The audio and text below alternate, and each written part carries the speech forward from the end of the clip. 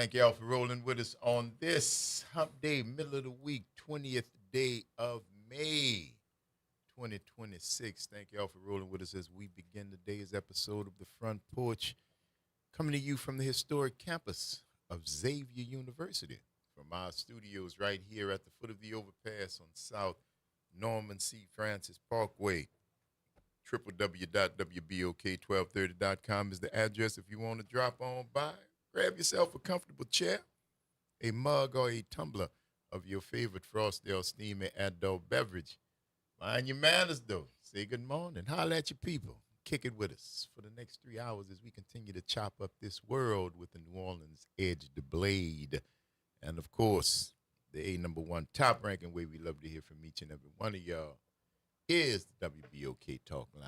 504-582-9422 is the number. Holler at your people. Let us know what's happening. What's going on, Kimba? Hey, Uncle Gray. How's everything? Everything's everything. Everything is everything. Yeah. Lovely. It is definitely lovely. It is Bad Churn Wednesday. It is that. And Tuesday nights, Tuesday nights. Every night for you. No. Seem like no. No, just Tuesday night. You might free. Yeah, Give Tuesday out nights free. be the time that I be like, oh. But, so, CJ had 2 gigs yesterday. He played at the Hyatt. Mm-hmm.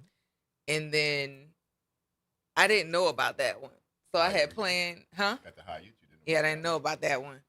And I had planned to pick up my cousin, go take a nap at her house, and then go get CJ for his late gig. But Not quite. no. No. It's like, hey, Mom. And when he said, hey, Mom, I was like, what's going on? He was like, so then I got a notification on my calendar. Mm-hmm. And I was like, oh, Lord. Okay. I said, well, I'll see you in a few minutes. I went and got him, brought him. Because when he has the guitar, he can move however he wants to. But the upright, not so much. That's a bit of an undertaking, Yeah. to say the least. Yeah. So he did that gig. What did I do? Oh, I read. Okay. I was reading. And then it was time to get him. And then we went home. And then I couldn't go to sleep. So I'm up. And then it's time to go again. So Next day is here. yeah. Get it ready. Get it ready. Get it ready. Well, I was very sad about it. But anyway, I want to give a shout out this morning to Fiend, Mac Phipps, and Silk the Shocker. They are doing an orchestra, and Mia X, she's a featured artist. They're doing a orchestral hip hop night in Montgomery, Okay. Alabama, and they were on Quentin Latham's show. Remember the guy we talked to at Essence, really tall guy, Funky Dineva? Yeah. Mhm. So they were on his show last night, talking gotta do about that. We not gotta not get not Essence Montgomery, media stuff. Birmingham. Birmingham. Yes, Birmingham. Yeah. So they're doing it there at a well-known black theater, and Okay. um, Beautiful. I am excited, but I hope they bring it here.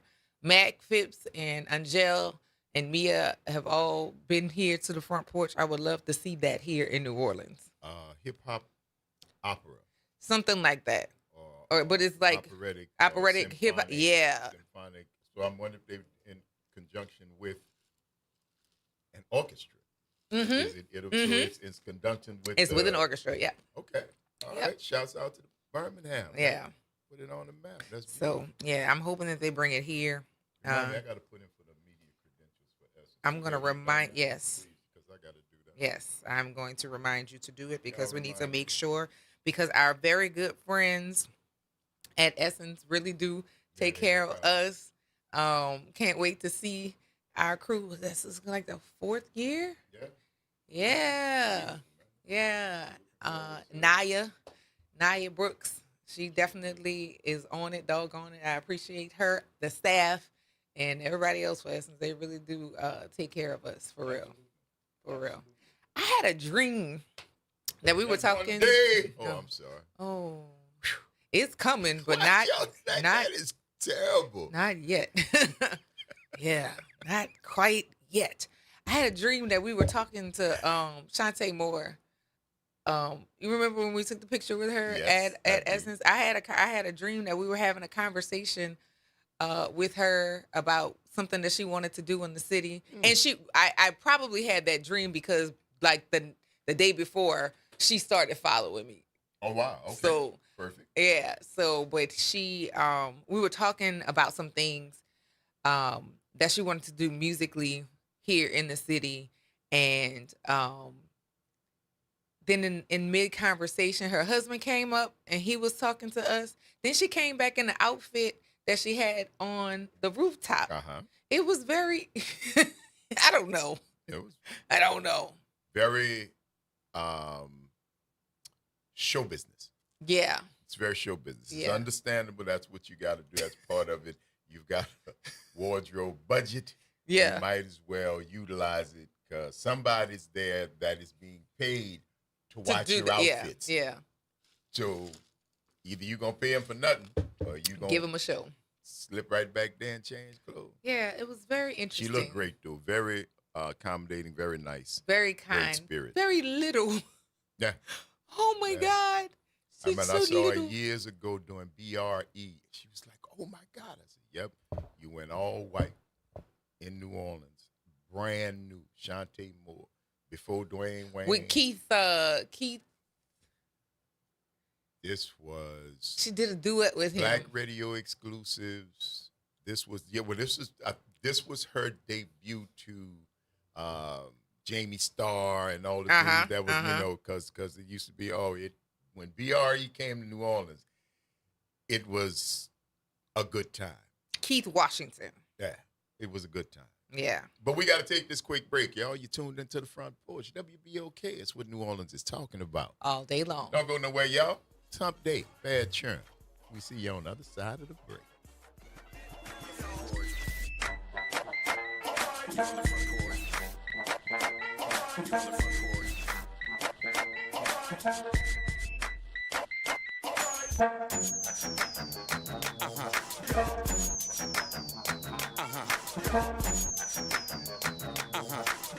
Hoops, Heat, The Truth, On Demand. Ball Don't Lie is now live on all podcast platforms. Tap in, search WBOK Media, find Ball Don't Lie, and bring the fire with you wherever you go.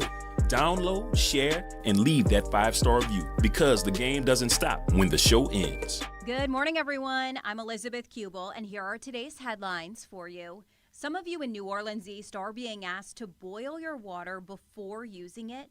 This impacts people living in and around the area of the East Shore Playground. Officials say that a fire hydrant near Stonewood Street and Partridge Lane was struck, prompting the advisory. Well, the Caleb Wilson Act, unanimously passed by the Senate, is now heading to Governor Jeff Landry's desk. It is an anti-hazing bill written in honor of the Southern University student killed during a hazing ritual last year. The bill would require students involved in campus organizations, including fraternities and sororities, to complete a 1-credit-hour anti-hazing course within their first 2 semesters of membership. And the future of a popular New Orleans restaurant taking center stage as a push to keep Ted's Frost Stop grows. The proposed plan calls for the original building to be demolished with a remodeled Ted's Frost Stop operating inside the new building. The university recently paused their involvement with the plan. Leaders say they want to take a closer look at zoning, design, and community engagement. Many community members say they don't want to see the historic site torn down. And that is a look for you at today's headlines. I'm Elizabeth Kubel for WBOK. You've Have got a great day, responsibilities. everyone. But that doesn't mean your dreams are on hold. At Southern University at New Orleans, our evening and weekend college is designed with your life in mind. Finish your degree, start a new one, on your time, your degree, your schedule. No excuses, just opportunity. Visit suno.edu and make your next move today. Ladies and gentlemen, boys and girls, welcome to another open enrollment update. Who do I have on the line today? Hi, you're speaking with Vanessa Scott of BSG of Louisiana. Can you tell us a little bit about what is open enrollment? The open enrollment period is for Medicare members that want to change from one plan to another. Why is open enrollment so important? Because a lot of people missed out on the annual enrollment period. So they need to have a one-on-one review. And if you have questions or concerns about your Medicare plans, what should you do? You just pick up the phone, call 504-621-3687. We even come out to your house. Zero cost to them. Get with BSG of Louisiana for your Medicare review. For church groups, senior communities, or disability organizations, call 504-621-3687. We are an independent insurance agency providing information about Medicare-related insurance plans. We are not connected or endorsed by Medicare or the U.S. government. Making a difference in the community. WBOK 1230 AM. You're on the front porch with WBOK 1230 AM.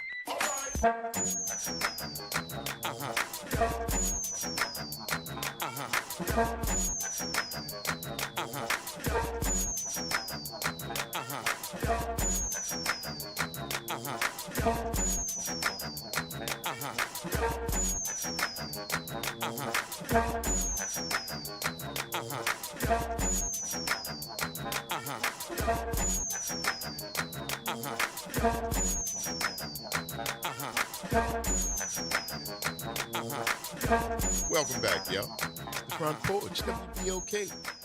I'm your host, Graylin Bryant Banks. Host Kimber White Dupree. Good morning, y'all. Aaron and Jasmine on the other side of the glass, y'all. Bringing it to you right here on this Bad Churn Wednesday. You know how we do. A good day, good Wednesday. We talk about what's going on in the world. There's a whole lot of locations. If you are interested in going to sign the recall, then you can do so. Just got a note from good friend Melanie Rose on the North Shore to say that Friday in Slidell from 4 to 7 at 622 Robert Boulevard at Clippers Barbershop. The lead is Chrissy Brocado. They'll be signing the recall petition at that location, and that's going to happen weekly, every Friday until you get enough signatures. They'll be at Clippers Barbershop from 4 to 7 signing the petition. So, yeah, there you go. Be there, man. Yeah. And there's an event also on Cary Street at Cary Park from 9 to 11. Again, Cary Brocado and the organizers are Chrissy Lindsay and Dave. And the recall petition event will be at 2302 Cary Street. That's in Slidell? Slidell. Oh, yeah. Oh, yeah. Get it ready. Get it ready. Come on, let's go. Get it ready. When I say the website is up, and people. if you want to see the website yourself, it's called LouisianaDeservesBetter.com. And it gives you where to sign. The Monday through Thursday, there are areas in Ponchatoula, in Lake Charles, in Harvey, New Orleans, many places in New Orleans, Baton Rouge, Hammond, Laplace. So Chalmette, I love it. Violet, and let's see, where else? I said Hammond, Ponchatoula, Lafayette, Roseland. Come on, y'all, let's go. Gonna get the We word got out. we got All a the job little to do. Spaces in between. We got all a the job to do. midtown. Y'all know. Put it on the mic, man. Y'all could tweet and twitch and all that stuff about other stuff. Make sure your friends Spread get the this. word. Make sure Spread your church the members word. get this. Your family members, all of the people who need to know that are interested in signing. For sure. And there's nothing to do online. You must go in person. You must show your valid driver's license or state ID And be a registered voter. and show proof that you are a registered voter, because What we don't want people to do is go and sign, not be eligible, and have your signature be counted when Which gives them a when reason to toss the whole it thing. it gives That's right. them a reason to discount the number. So You know the game. Don't fall for it. the app you should get is called Go Vote. When you download the app, you don't even have to put anything other than your birth date and the correct spelling of your name. It'll give you information about what's on your ballot, how to request an absentee ballot. It'll give you the election calendar. It also gives you election results, so you don't have to wait. By parish. Yes. By city. And also, if you need to change your voter information, you can do that all there. So and that's GEAUX. X. Yes. Vote. You know how we be trying to be cute down here. Well, I mean, we're French. We be trying to tell people. We New Orleans. That's who we is. But yes, GEAUX. Yes. Vote. Yes. Go vote. And get your stuff together. Make sure you are legit before you go over there with the petition. Make sure you got all your stuff straight. You can get your proof there. You can get everything you need on that Go Vote website. And in addition to that, if you still need to get registered to vote, there are multiple places outside of the DMV that you can go. It'll show you areas that you can go. I want to say they do it at the library in certain parishes. But look it up. Look it Find up. it. The information is there. Y'all can see where the part is at. For now. Go. It's not been taken away or yet. Otherwise hidden or put behind a paywall. Yeah. Yet. So while it's free and easily accessible, go and get it. Find out for yourself. Be an informed voter. Be an aware voter so you know you can. I'm telling you, man. We the people, baby. We the people. Yes, indeed. Them lines make them nervous. Yeah. That's 2 losses statewide. That's 2 losses on the amendments. And then when you see the lines around the statewide, I don't know, man.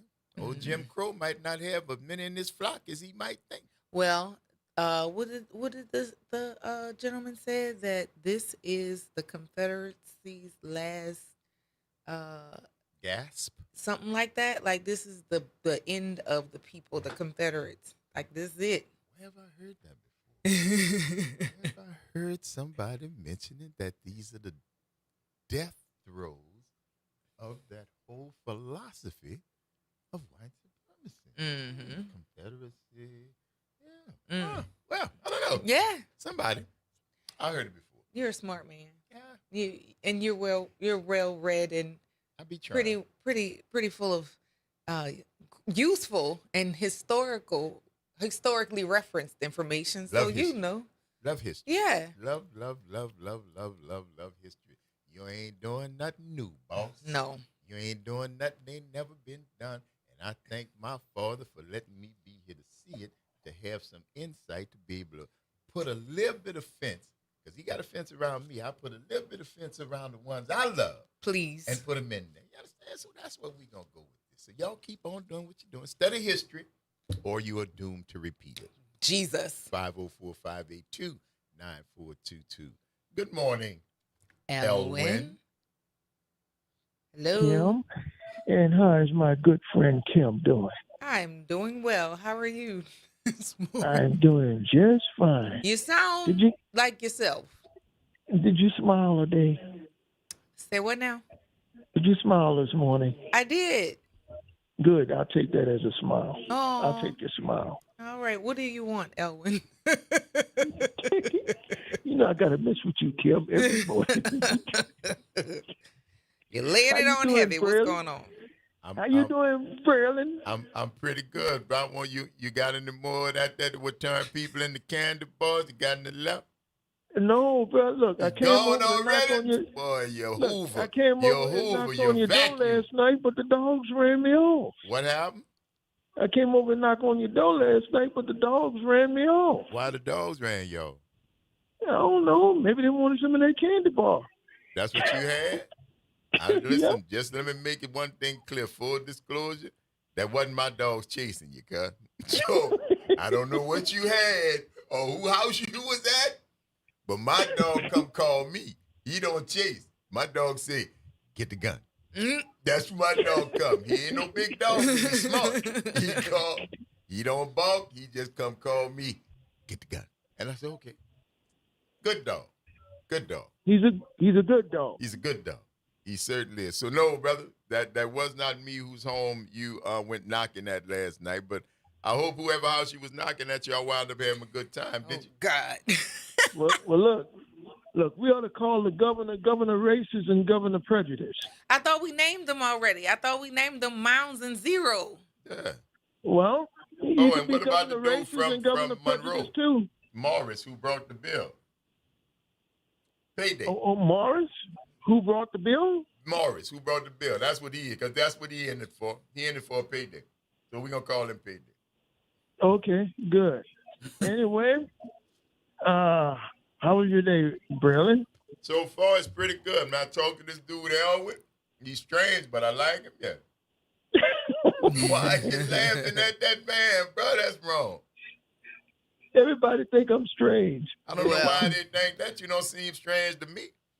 I don't know either. Well, I won't tell that lie. I wouldn't worry about what people think, cuz. I ain't. There you go. But anyway, I will holler back at y'all later, and y'all have a great day. All right, my friend. Talk You to you take later, care. We'll Elwin. talk to you soon. All right. I'm out. All right. Kim. Bye, Owen. Yeah, that's sativa this morning. Yesterday with that indica. Yesterday, ball line. That one. I don't know what Elwin was talking about because I don't know who he was, why he sound like that, but I was like, oh no, this ain't it. He switch up on you. This ain't it. Yes, indeed. 504-582-9422 is the number. Good morning, Lydia. How you doing?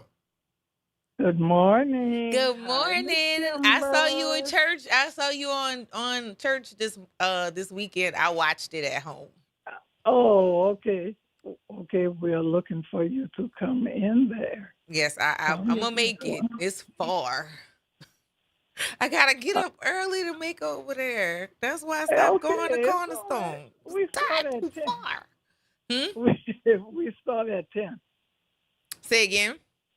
We start at 10. Yeah. Sunday be my only day. I know. I understand. Yeah, but I don't understand. I knew that was coming. I'm not going to say he understand, but I definitely am immersed because I watch 3 services every Sunday. Lord. Wow. That's televangelism. I watch Bethany, I watch St. Peter Claver, and I watch Household of Faith. I get plenty of church. Oh, yeah. Amen. Really? Yeah. And I leave Bethany and come home and watch Franklin. All right. Yep. Yeah. What I was calling about, hi, Galen. How you doing? Good morning. Great. We went Monday and signed the recall thing. And we went over to the Verdict. Yes. The restaurant on Lake Forest. Yes, that's Malika Honore's space. To know for sure it's legitimate. They are asking you for your state ID or driver's license, and then there's a machine. They verify that you are an active voter. Oh, they are checking at the site. That's voter. what you. Yes. Okay. We were telling people to check before you go, but that's good to know that they are actually verifying you as a voter at the site. Yes. All right. That's good information. Exactly. Now, on another note, it's so crazy that I'm on behind Elwin. Kimber and Galen, I went to the concert last Thursday, for the Queens. Yes. For the Queens, you saw Elwin? Man, did we ever? Yes, indeed. Yes, indeed. It was a test. What was Elwin doing? Tell it all.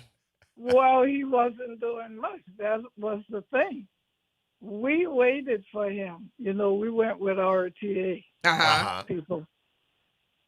So that was a test. That's a whole different discussion. But Anyway. You enjoyed yourself? Now, I lost in the earring. Oh, you had a good time. You had a ball. And so Don and I waited for RTA to pick us up. So when they got back, he said, you know, Mr. Wilson, I said, look, you could bring us all the way to New Orleans East and come back and you'll still be waiting for him. So why not? You know, he's a good guy, but he got to the bus eventually. But I haven't gotten home at 2:00 in the morning, Kimber and Gillen, in a long time. Yes, well, indeed. Listen, sound like a time was had. That's right. Earring lost and all. You don't sound none the worse for wear, and happy that you did. And ran into Elwin. Now you know. Now you can't beat that with a bag of nickels. Oh, you should have stopped on your way home and bought a Powerball. For real. Exactly. I should have. Yes, it But did. the concert was beautiful. Those ladies, see, that's my group of people. I love it. I love it. And everyone was excellent. And Patty, when she sang "You Are My Friend," oh yeah, we had pictures of everybody from Lena Horne to Chadwick Boseman, however you say his name. All of them was up front. Luther, she showed a picture, and Don was reading the names. I said, "Oh my God!" Yes, indeed. This, each one of them, and Gladys, in spite of what people are saying about her memory, that's okay. Because when she said "Midnight Train to Georgia," she was good. She remembered every word. She was good. That's beautiful. That is wonderful. That is beautiful. It was really a great time. That's all right. Thank you for that, Lydia. Guys, we appreciate you, darling. They're working on the electrical system out here in New Orleans East. Okay. So we have no power right now. Oh my goodness! How long has it been out? Well, 8:30, and it's still out. So 8:30. So yeah, now we over an hour. We had notification.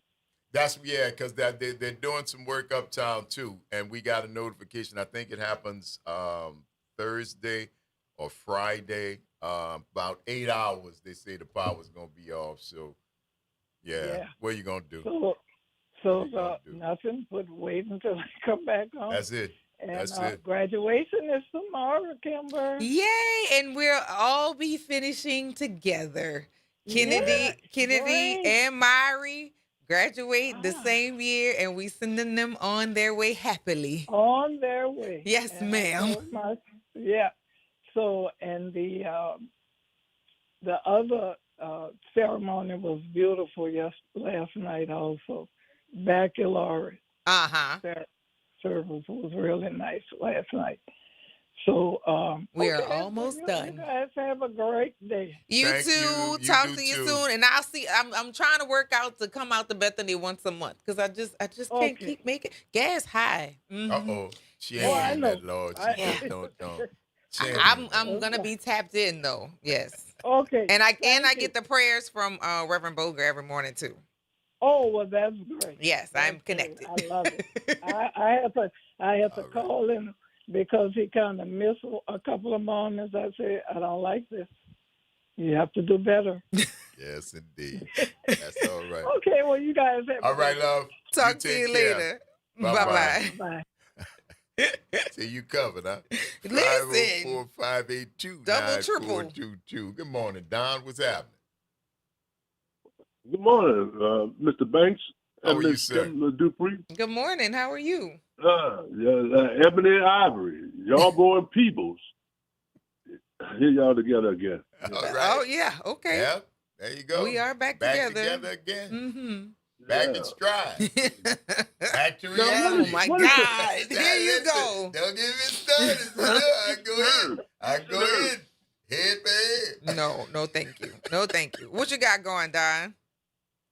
What is the number for the recall? 600,000. The number they hope to have 600,000. The goal that is needed is 500,000, but they're asking for 600 so that, through the sift through, inactive, and all of that other stuff, that they have enough signatures that won't leave them falling short. Right. So they say you have to be a registered voter. Yes. But if you're not registered, you can register and come back and sign a petition, right? Do first, everything in order. You have to go, if you know you're not a voter, or if your registration is lapsed, or if you need to register, that's what you need to do first. Don't worry about the recall. Don't worry about the recall, because you can't participate in the recall until and unless you're a registered voter. Absolutely correct. I agree. But I was saying, Louisiana has 64 parishes. If it's 600,000 as a goal, that's roughly 10,000 per parish.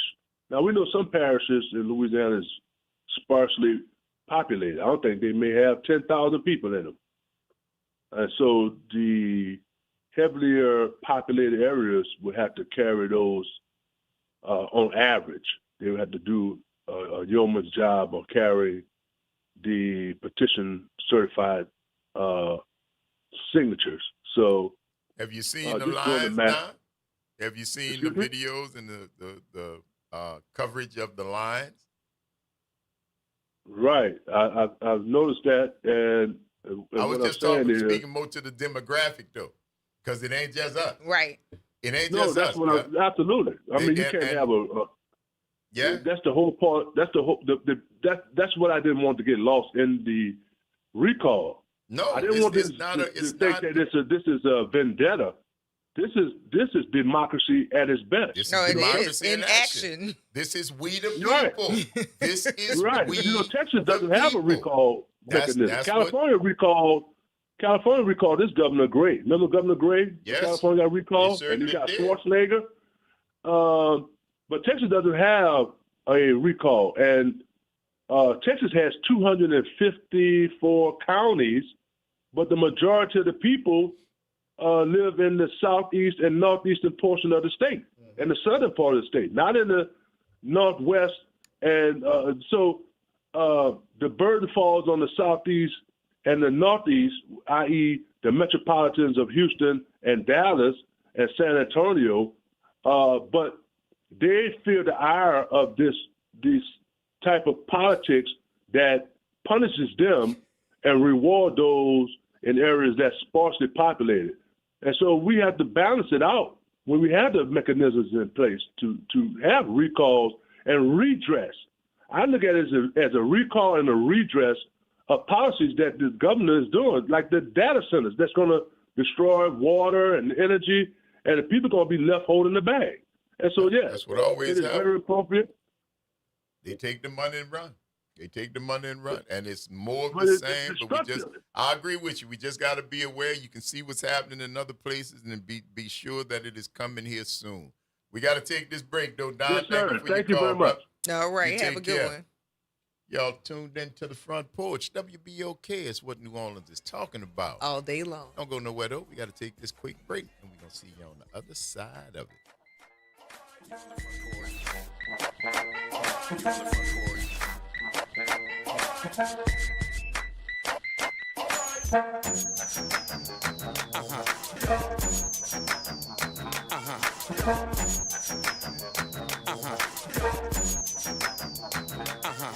This is your news update for WBOK from WDSU. For all your news and weather, watch WDSU News, New Orleans' leader in live, local, late-breaking news. Today at noon and 4 p.m.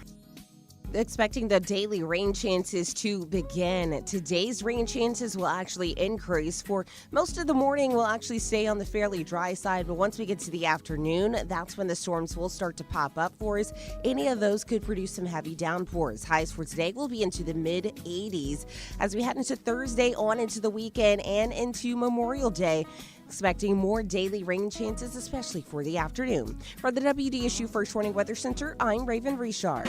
Hey, everybody, it's Graylin Brian Banks. And Kimber White Dupree. From the Front Porch, y'all. You know how we do. Every Monday, it's Moving Monday. And Tuesday, it's Trivia Tuesday. And y'all know we have nothing but bad cheering coming through here on Wednesday. But stick with us. On Thursday, we travel. That's right. And Friday's Free Your Mind Friday, so get your brass up. Something on your mind? Want to get it off your chest? Holla at your people. WBOK 1230 AM, the station you listen to all day long. City Park is where to go when you don't know where to go. Turn towards the city center and start walking. Before long, you'll end up where you belong, at the heart of the city, New Orleans City Park. Stroll along the reeded marsh, wander through the sculpture garden, rest and recharge beneath ancient oak trees. This is where your spirit goes to grow. It's in our nature to yearn for nature. NewOrleansCityPark.org, heart of the city. Greetings and salutations. I am Edward B. Coulon Smith, chairman of the board of the New Orleans Regional Black Chamber of Commerce. We'd like to invite you to tune in every Wednesday at 12 noon on WBOK to listen in on Black to Business and be a part of the movement that's going on. Thank you.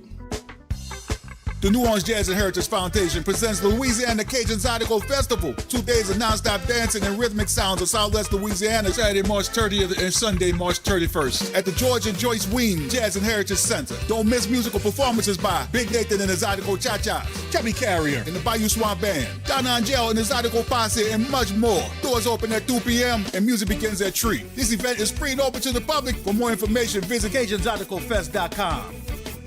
You're on the Front Porch with WBOK 1230 AM.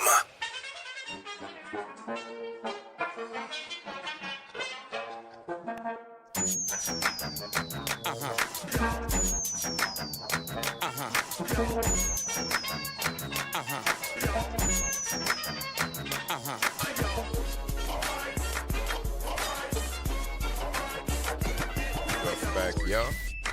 Front Porch, WBOK.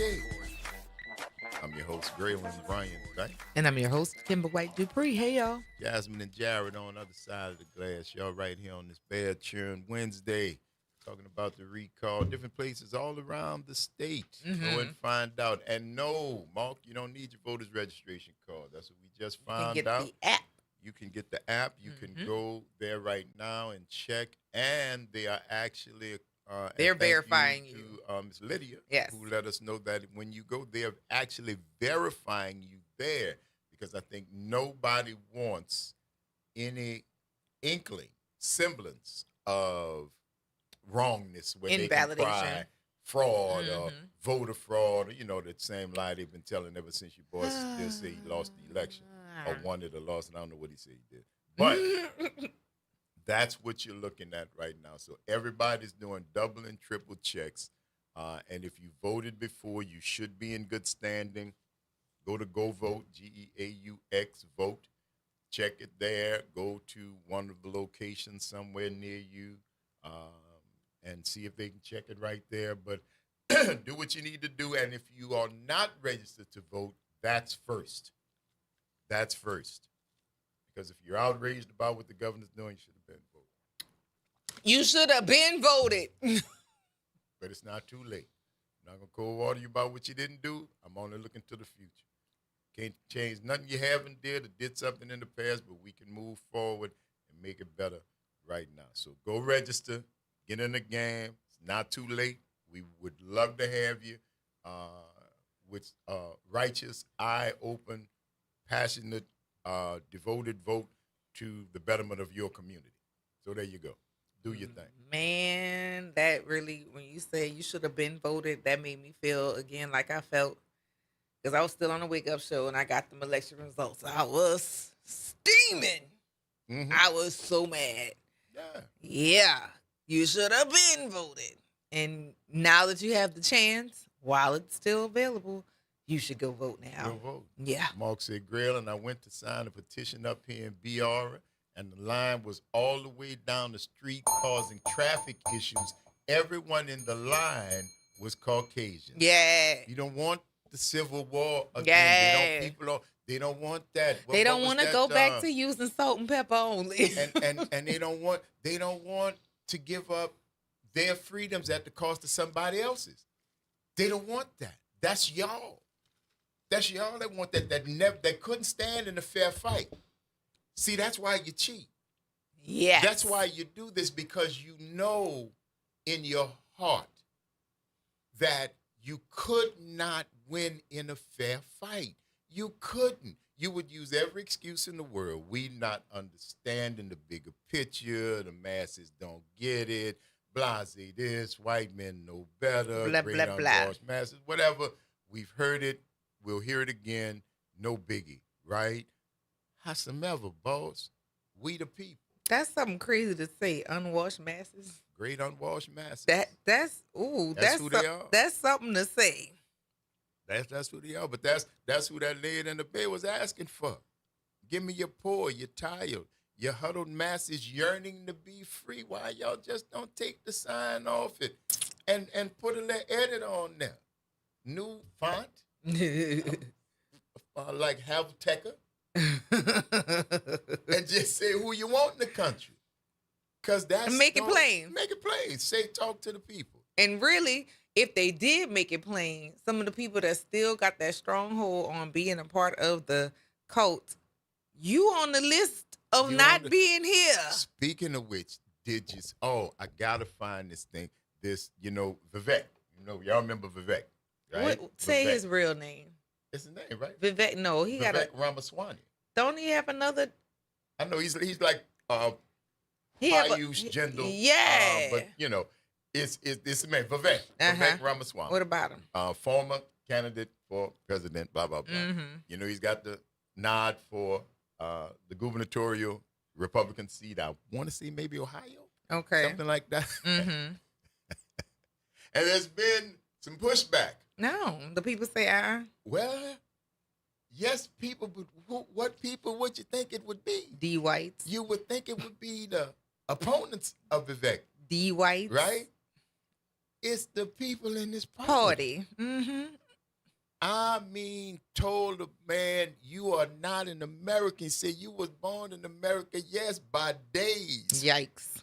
He said, your daddy never was American. He anti-American. He said, your mom sold prescriptions to white people that you know didn't work. Ew. He said, you are a polytheistic, barefoot, when I tell you the tropes against Indians, he said, it's America. We eat beef in America. We don't praise no different gods in America. But that dude was mad. That was your people. That was your people. That was your people. I like it. How do you stand yourself? I just don't know, because before 1965, none of y'all was here. Hello. It's not a knock. It's not a knock, but it's just historical it's a fact. It's a fact. When the government in India and the government, they wanted to bring and try to get some new, and they brought y'all in, right? They wanted what that was more palatable to them, and they brought y'all in the new for that. Patella grows. And you got here. A patella is a knee, y'all. That's right. Mm-hmm. Y'all got here, and you determined that because there was the top 5% of your population that was brought here, the people who had been educated, the people who were physicians, the people who got put into the situations which undergirds classism. Because you come from a caste system, one of the most ruthless caste systems on the planet. And you come here and you participated in one, but you don't realize that you too are part of a caste. I don't care about your proximity. I'm talking about how you are viewed. And right now, use the new. They're going to remind you who you is. Patella grows. We got to take this quick break, y'all. You tuned in to the Front Porch. WBOK is what New Orleans is talking about. All day long. We're going to see y'all on the other side of the break.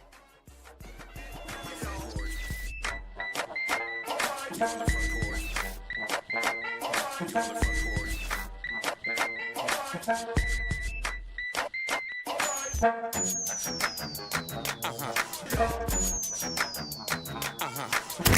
the campus of Xavier University, WBOK Go and Equity Media Station. I'm Bree Wood with BIN News Now. A Tennessee school district is banning the Pulitzer Prize-winning book Roots by Alex Haley from its libraries, citing a new state law on age-appropriate materials. Black School Board member John Butler is calling for a policy review. I'm thinking, well, something must be wrong here because I do know that this is a book that has significance. Officials say the restriction doesn't apply to classroom instruction. Black lawmakers are warning that local governments could be the next battleground in redistricting fights. The concern comes after recent court rulings on congressional maps, with leaders fearing similar efforts could reshape city and county districts and weaken minority representation. And Sean Diddy Combs is facing another legal challenge while behind bars. The music mogul is demanding a jury trial in a $20 million lawsuit filed by a former escort, Clayton Howard, who alleges exploitation and abuse. Get BIN News Now on demand 24/7 on the iHeartRadio app. You're on the Front Porch with WBOK 1230 AM.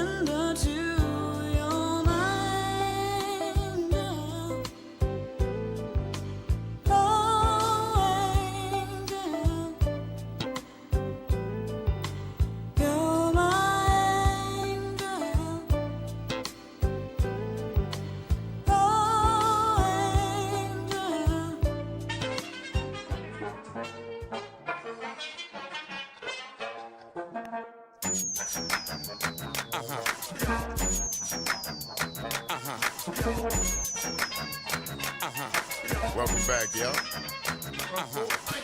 WBOK. I'm your host, Braylon Bryant Banks. And I'm your host, Kimber White Dupree. Good morning, y'all. Jared and Jasmine on the other side of the glass, y'all. Bringing it to you right here on this Bad Cheering Wednesday. Thank you for rolling with us as we move into the second hour of today's episode of the Front Porch. Continuing our broadcasts from the idyllic campus of Xavier University from our studios right here at the foot of the overpass on South Norman C. Francis Parkway, www.wbok1230.com is the address. You want to stop on by, or you can hit us up on the talk line. 504-582-9422 is the number.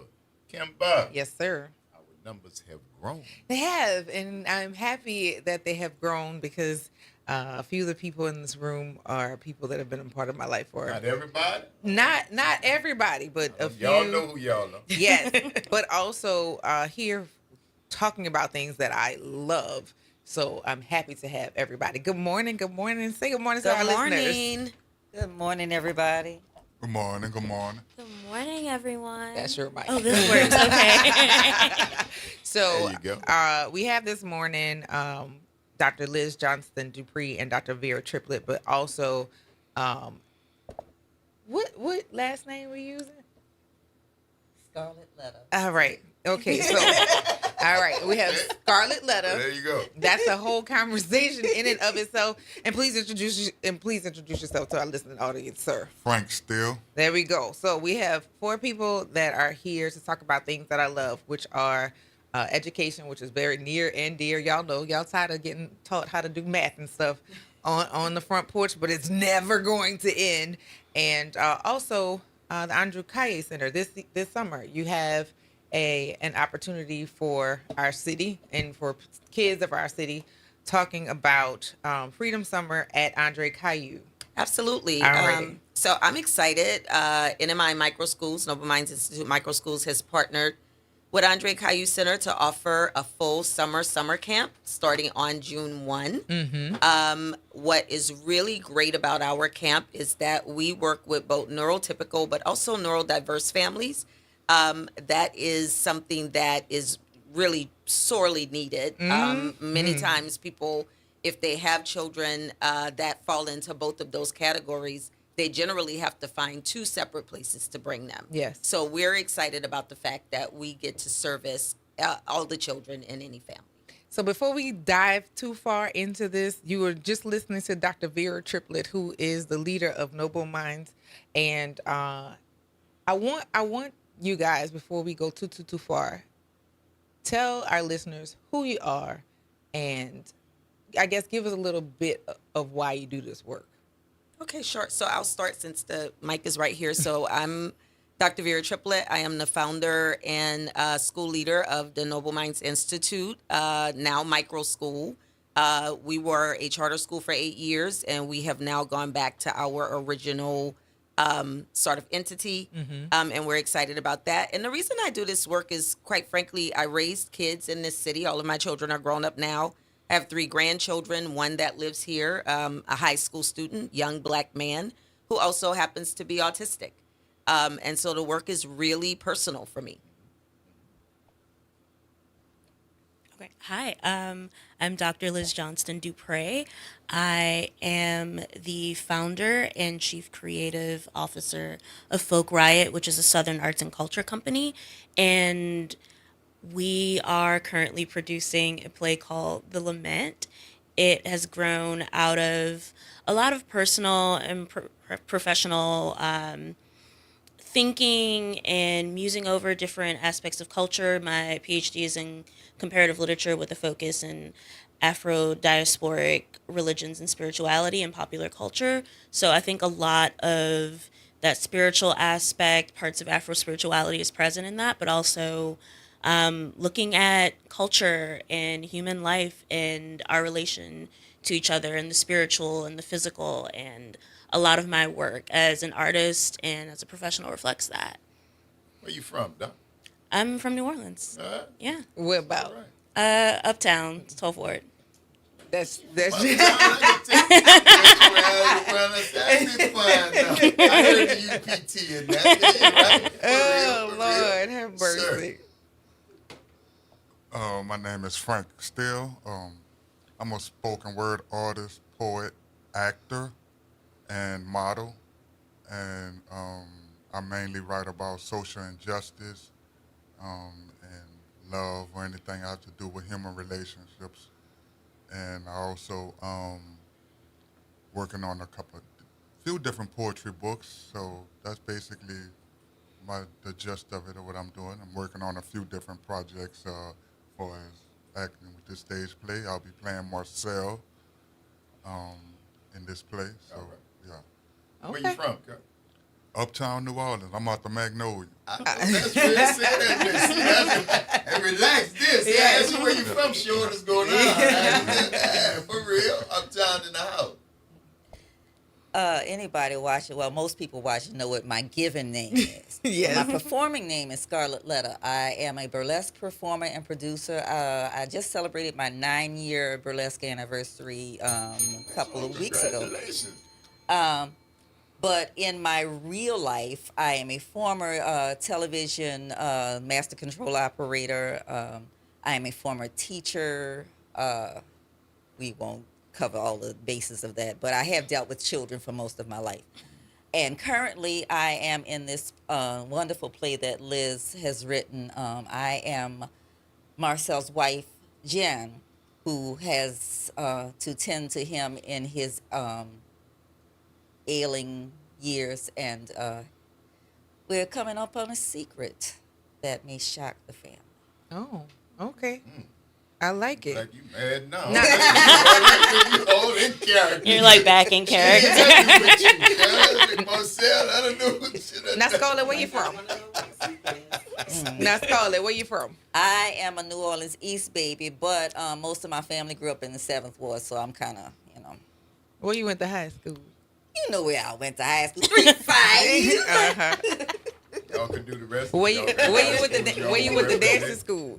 Kelly School of Dance and Gymnastics, established 1950. There we go. Here we go. All right. So all of those things are important. I need y'all to, tap into this. So this is all work that is centered around the children and meeting needs of children where they are. That's where your portion of the work comes in. But here, as you're helping your husband Marcel, where did the inspiration come from to have a couple and dealing with things that are human, but I'm assuming it's a little more connected to what happens here in this city?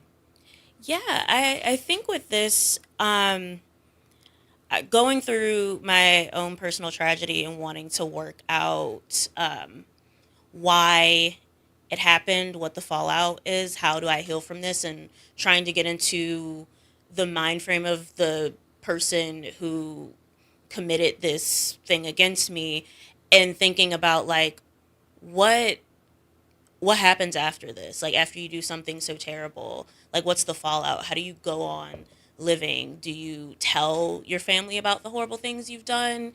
Do you move on and forget? Are you haunted by it? Do you get a choice in being haunted by it? Can you truly forget?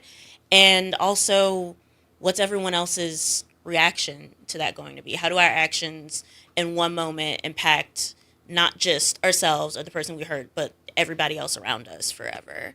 And I think having Jen and Marcel have this moment of they've been married for 40 years, and you would think like after 40 years you know someone, right? Like I know this person inside and out, and then to have something then to have some horrible secret come out and be like, who are you? Right. Like, I have been sleeping next to a stranger and loving a stranger my whole life. Like, what is this? And what does that mean? And what does that look like? And how does that play out? Oh, boy. Yeah. That's a lot going on. Now, yeah, that's a lot going on. So, in collaboration, there's going to be a young griot. I guess, is it a camp or is it a, like, and we have in addition to our group this morning, we want to introduce you to our listening audience. Good morning. Tell us your name and where you're from and all that stuff, because we did that already. But we need to know who we're talking to. Yes. Hi, my name is Natalie Thomas. I am with the Andre Caillou Center, and I'm actually from New York. So Okay. I was a little confused on how to get here this morning. I was like, where's the campus? Which south? But I'm so glad to be here in the land of the many tongues. And the Young Griots Camp is in partnership with Noble Minds, and it's our inaugural summer camp where we have both neurodiverse and neurotypical children welcome to partake in our 6-week camp at the Andre Caillou Center on Historic Bayou Road. Yeah, we know where it is. And so what does that look like? Yeah. So it looks like us partnering with the folks that are in our residency program, second line. We have music, we have multiple disciplines, and the campers work with Noble Minds and us to do a week of programming, and then they have some sort of presentation at the end. And they're also being fully immersed in the knowledge and the history of Captain Caillou. So they get to learn about Captain Caillou. They get to see the AR tours being activated. At the beginning of camp, they get to kind of see a production that's happening, and they're like, okay, this is what it means to be a griot and also a storyteller and a culture worker. Yeah. Now, what did you say? How old? Oh, the camp ages, I believe, are from 5 to 14. Okay. I was going to say Yes. 2, but I was like, that's not right. No. 5. No. Not 2-year-olds. No, 2-year-olds. Make sure I make that clear. No. Yeah, keep them home. Yeah. Been here before, but No. 5 years old. 5 to 14. Yeah, and I do want to add that I think first and foremost, Andre Caillou being a part of this, making sure that children have options for the summer, particularly in that building with that history and also with the arts integration, I think is very, very important. There are not a ton of affordable options Yes. for parents in this city. Most of the camps are incredibly expensive, and if you know anything about the NARD camps, particularly for the younger kids, they're already full. They fill up pretty quickly.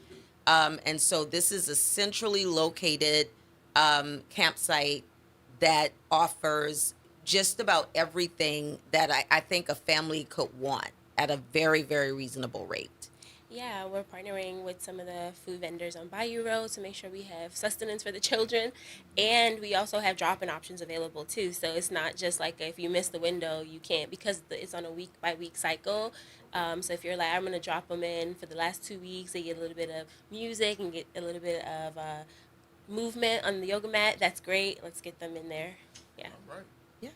So, so knowing people, we didn't know the difference between like how autism, then how we got to neurodiversion and people understanding what it looks like, because most of the things that we were told about autism, and even we had the Asperger's conversation for years, but autism doesn't have a look, and neurodiverse doesn't have a shell of how people can function, because a lot of people who are walking around, you're looking at one for sure who has neurodiversity happening for sure, but we didn't know.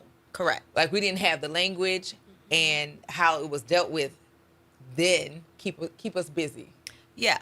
So I think when we talk about neurodiversity, I am also a person that is neurodiverse. I have ADHD, but it works for me.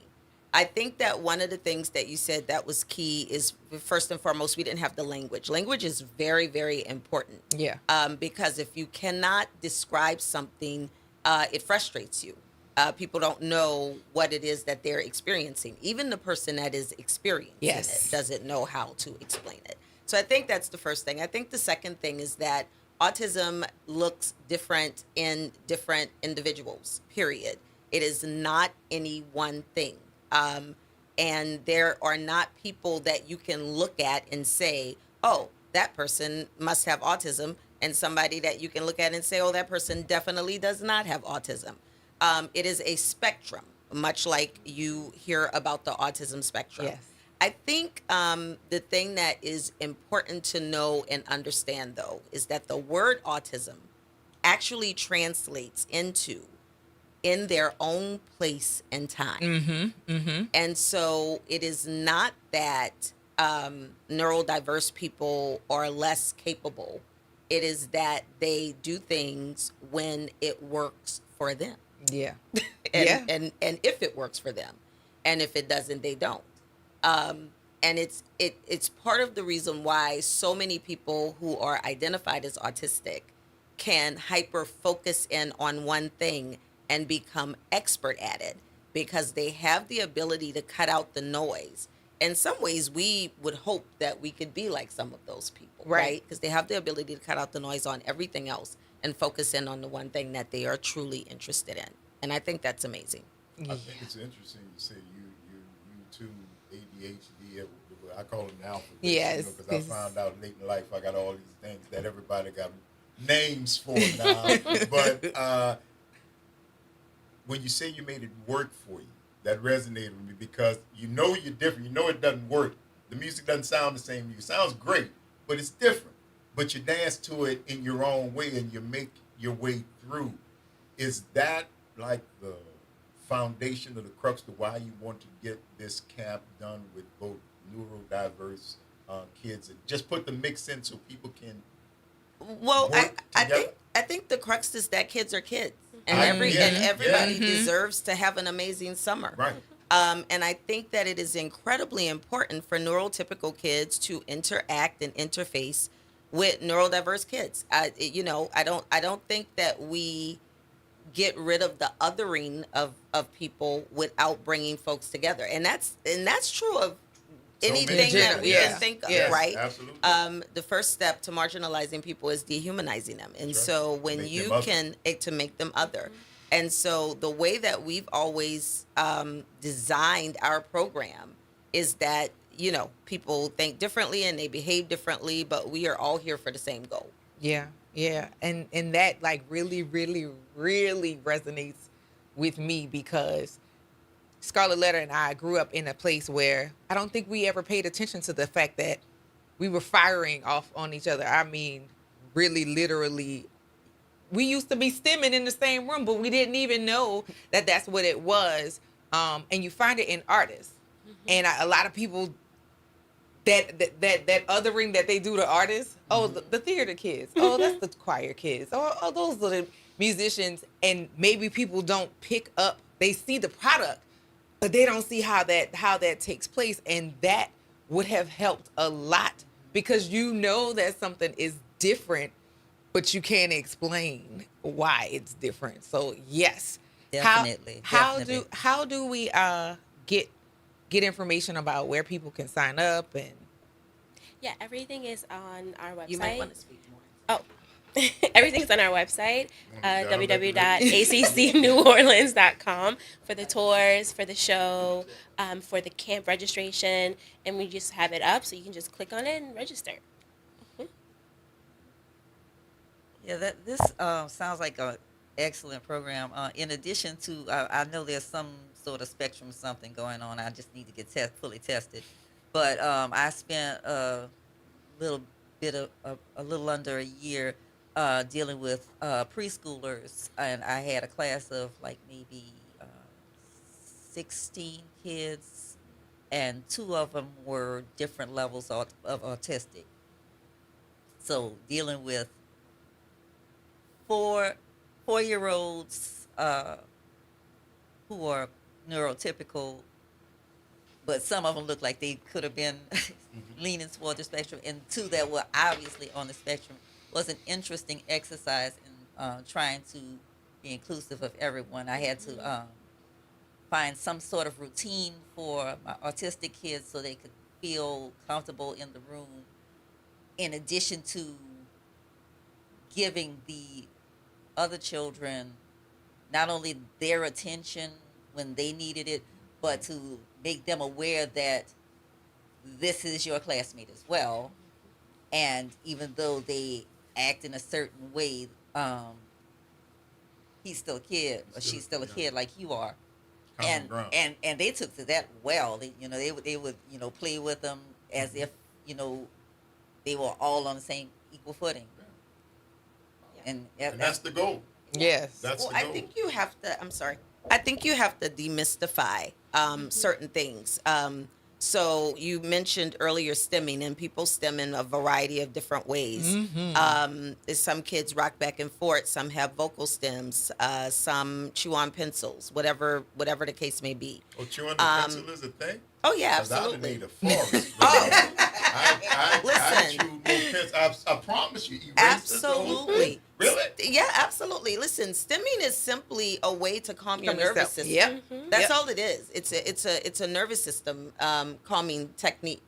A lot of times when children are having meltdowns that people think are bad behavior or them just being disrespectful or being brats, that is a nervous system response, right? So I don't have the language or the ability to communicate how I'm feeling, so I'm just going to lose my mind.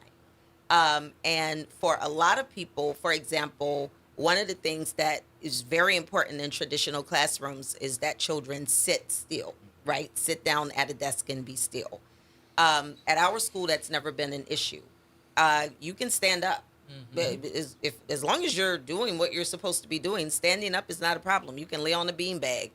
Hell, you can roll around on the floor. Just don't be disruptive. Don't Exactly. stop other people. Yes. But I also think because we have normalized talking about differences and not mystifying them and not stigmatizing them. Yeah. Like, this is the way that this person copes. This is the way that you cope. It's different, but it's the way that we do it. And let's talk about how you might be able to help this person and how this person also might be able to help you.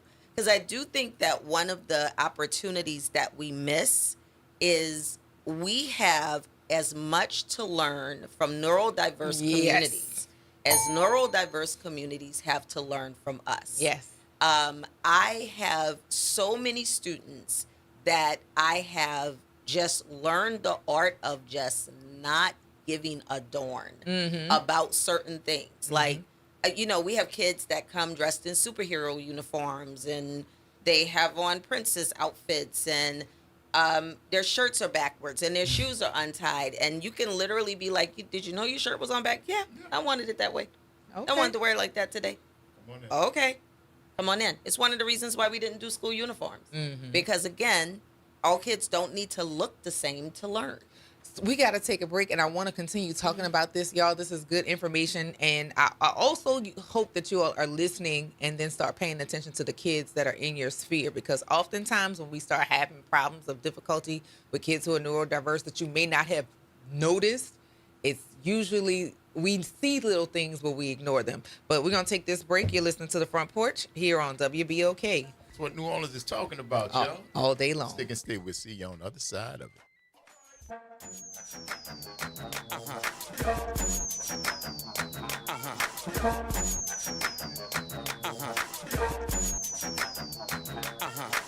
New Orleans never sleeps, and neither does WBOK. Now, every voice, every moment, and every show is in your pocket. Search WBOK Media wherever you get podcasts. Download, share, rate us 5 stars.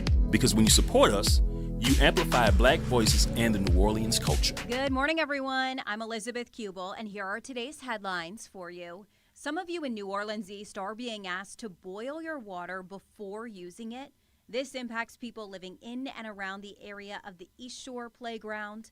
Officials say that a fire hydrant near Stonewood Street and Partridge Lane was struck, prompting the advisory. Well, the Caleb Wilson Act, unanimously passed by the Senate, is now heading to Governor Jeff Landry's desk. It is an anti-hazing bill written in honor of the Southern University student killed during a hazing ritual last year. The bill would require students involved in campus organizations, including fraternities and sororities, to complete a 1-credit-hour anti-hazing course within their first 2 semesters of membership. And the future of a popular New Orleans restaurant taking center stage as a push to keep Ted's Frost Stop grows. The proposed plan calls for the original building to be demolished with a remodeled Ted's Frost Stop operating inside the new building. The university recently paused their involvement with the plan. Leaders say they want to take a closer look at zoning, design, and community engagement. Many community members say they don't want to see the historic site torn down. And that is a look for you at today's headlines. I'm Elizabeth Kubel for WBOK. This is The Law in Your Have a Legacy. great I'm day, attorney everyone. Pete Hamilton. I'm attorney Ryan Hamilton. When it comes to family planning, should you go with a will or a trust? A will is like leaving instructions to the court. It tells them who gets what, but your family still has to go through a succession, which can be costly and time-consuming. A trust, on the other hand, avoids court altogether. So when the time comes, everything transfers smoothly to your loved ones. It's a little more work up front, but way less hassle and expense later. Plan smart, save time, and take care of your family. This is not legal advice. That's just a tip brought to you by Liberty Bank and Trust. For more information, go to libertybank.net or contact us at 504-915-5016. Making a difference in the community. WBOK 1230 AM. You're on the front porch with WBOK 1230 AM.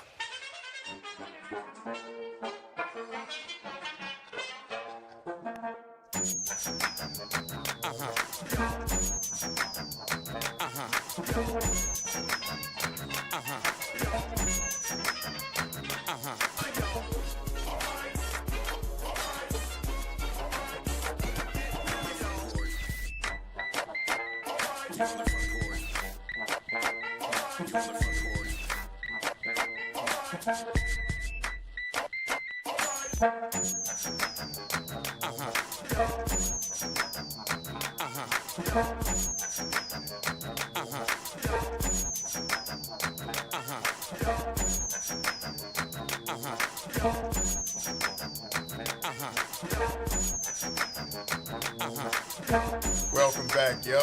It's the Front Porch, WBOK. I'm your host, Graylin Bryant Bank. And I'm your host, Kimber White Dupree.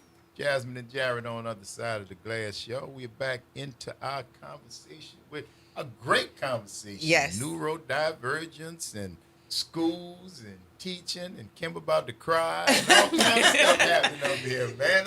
It's all kind of wonderful stuff going on in here because I know the light bulbs are like steadily going, oh yeah, but it was the one that just graduated.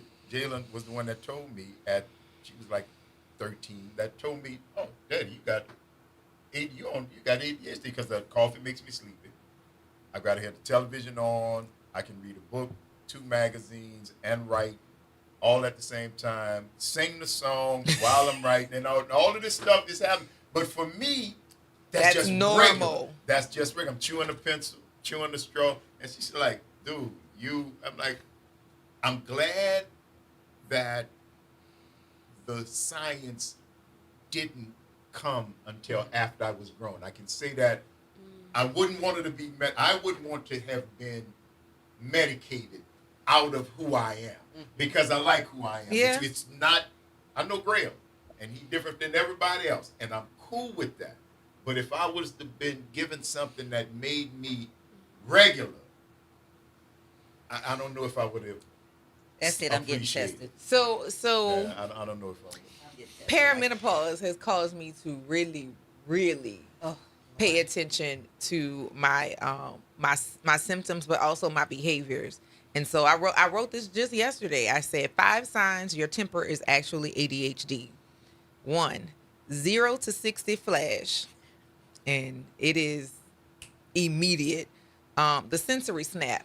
Something about somebody chewing or some noise that nobody else is paying attention to, and I'm just like, all right, that's enough.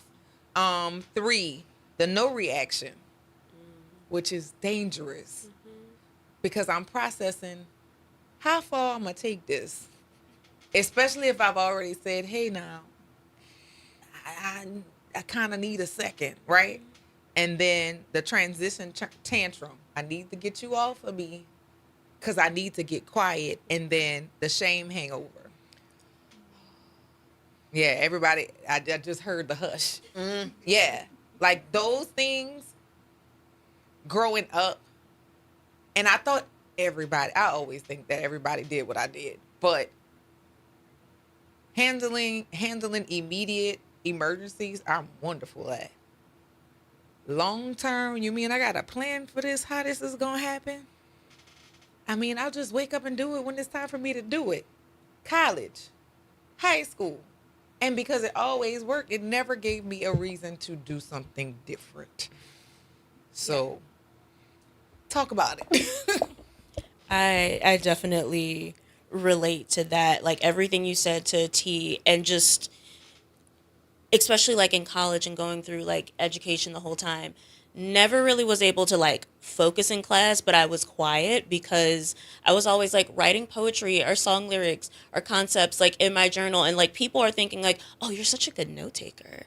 And I'm like, I was not listening. I was not listening. Like what I was like, I don't even know what class this is right now, but I had to be here. I had to be here. Like I am like required to be here, so I am here. But the switch from like, oh, I need to focus on this, I need to focus on that, and like now I'm just doing like 6 different things at once, or when the hyper focus would kick in. Like I remember these times in college where I would have that period of just like, okay, I can hyper focus, and I would get all the assignments done for the full semester in like maybe a day or 2, and just like hand that to them, and I'm like, I didn't have to worry for the rest of the semester, and I could just sit in the back and continue to write my poetry or my ideas or my stories. Like even with this play, I think it took me less than a week to actually write it, to like write the full play, all of the dialogue, all of these other things. Now editing it and getting the feedback and having to like the process of like relying to somebody else to like get you this, get you that, trying to get the funding, trying to do that's a whole other thing when you have to get other people in the mix, because in your ADHD brain it's like, okay, well if I sent you this, then why are you? Then like you could just send it back and we could get this done in like 30 minutes, and it's like that is not how life works, and you cannot plan. You cannot plan for that. And slow talkers who repeat. And being a woman, having men slow talk. Oh dear. Oh gosh. Slow talk and repeat. I heard you yet. Shut up talking to me. Say it the same way. At least try to say it different. Like don't say say the same thing the same way. Say it different at least. At least. And also I'll say this because I think this is really important. One thing that for me, and I think this is true of other people who have ADHD, and I talk a lot about ADHD brain. There's an amazing paper. I cannot think of the author of it, but that it's a man that he wrote about ADHD and ADHD brain. And I read it and I was just like, Jesus Christ, I should have read this 30 years ago. But when your brain turns off, see, my brain turns off at a certain time every night. So it doesn't matter what you talk to me about after that time. I'm not going to remember it. I'm not going to process it. You can talk to me. I'll be looking at you. I might even shake my head. You might even get that's crazy. But I have no idea what you're talking about. Nothing stuck. I you know, my and that is also true though of children. And it happens at different times of the day. So a lot of times what adults read as disrespect is just, I have exhausted my capacity for today. And now I'm off. And there is nothing that you're going to be able to do to turn me back on. And I also like to tell people all the time, because I'm horrible at this. One of the things that I always forget to do when I ask somebody their name is to listen for what their name is. So my brain is already 5 steps ahead of me asking your name. And the details don't matter. Yeah. When I ask somebody's name and they say it to me, immediately after they say it to me, I say, I'm probably going to ask you this at least 5 more times in this conversation, so don't be offended. The way it just gets slapped out of you. Like, I feel like somebody says their name and, like, someone just immediately slapped it off of me. But it's also, like, the social thing you're taught to do is to ask someone their name. But, like, we don't always teach, like, kids, especially, like, when you're neurodivergent, like, okay, I need to retain it. Like, I need to, like, listen for it and, like, take it in. We're just like, I did the thing. The details don't matter. The pattern is necessary. And a lot of people don't understand that's what makes children feel safe. Habits. That's why school has to be a place of safety and inclusion for everybody, because that's a routine. And for kids who are neurodiverse, especially kids who have autism, routine helps them feel safe so they know what to do next, right? That also helps me or helps us figure out people. Oh, no, unsafe. Okay, not there. Then you go to the next one. Give me a second. Okay, we're gonna see. Okay, and then you notice, and I don't even know the things that makes people safe, that lets me know that people are safe in that moment, but there's something based on patterns over time that really is a superpower. Because oftentimes we see things first and, oh no, you're overreacting, and then it's like, see, I told you so. Indeed. I told you so. Yeah, I was gonna say it's the micro expressions sometimes that they're there, we're picking up on them, but we don't know. And kids are they're like, they smell the micro expressions. Oh, yeah. They smell them.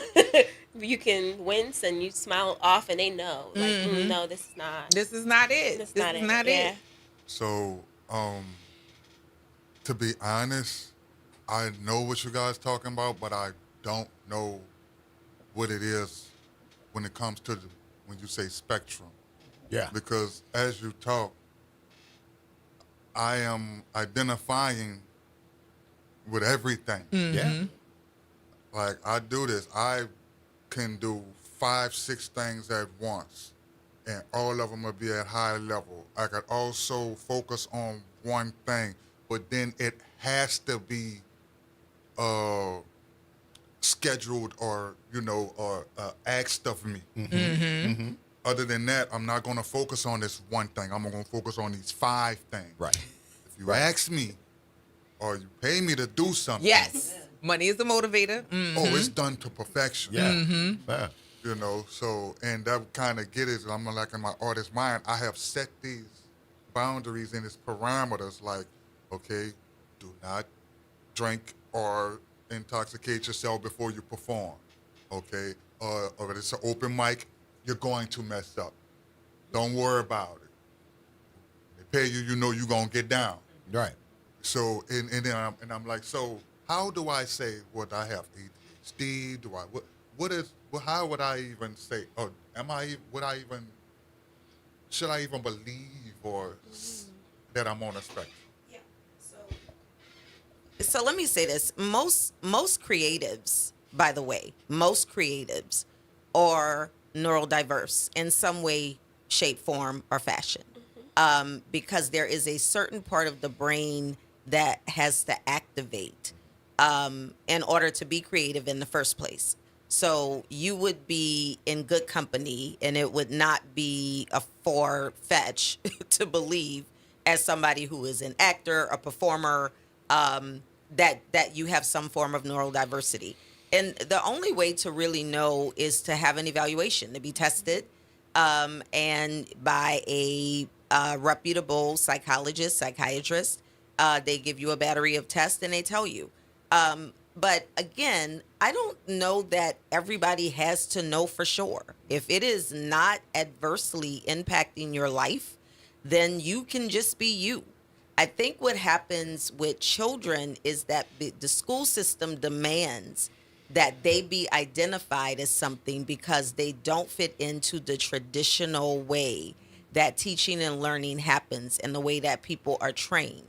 So the system demands a label, unfortunately, and I think that's part of the reason why we have such mixed response to working with neurodiverse children and children who have special needs. And when we talk about the spectrum is really one of intensity, right? And so there are people who are neurodiverse that present just like any other neurotypical person would, and you would not know. And then there are people who are neurodiverse, who are nonverbal, who have tics, who have stems that they cannot control. We talked a bit earlier about stemming. You rocking back and forth is a stem, hitting your leg is a stem, that sort of thing. But if somebody brings those things to your attention, usually if you're on the lower end of the spectrum, you'll stop. Somebody will say, well, why are you rocking back and forth? And then you'll be like, oh my goodness, I didn't even realize I was doing that. But then there are folks that are not able to stop that stem. Then there are also just like the neurological, the brain development things that happen. And so there are some people that have what's called pervasive developmental disorder. And what that means is their brain development will never catch up to their chronological age. And most children who are on the upper end of the spectrum have that. So they can be 30 years old chronologically, but developmentally only 10 years old. So that's sort of the spectrum. So, you know, it's very wide. I think the other thing, though, that I did want to mention, you mentioned early medication. I think that you have to be very careful about how you choose and what you choose to do medication-wise for kids. I'm not opposed to medication because I think that there are meds that do, in fact, help children be able to function in their everyday lives. The thing that I always like to remind parents of is that no psychotropic meds, no meds, period, really, are ever normed on children. And what that means is they're not tested on children. They're always tested on adults or they're tested on animals, and then they are adjusted for what we think might work for children. But children have still developing brains. And as long as your brain is still developing, things can change. Medication has to always be looked at and updated. So I wanted to mention that because you brought up medication.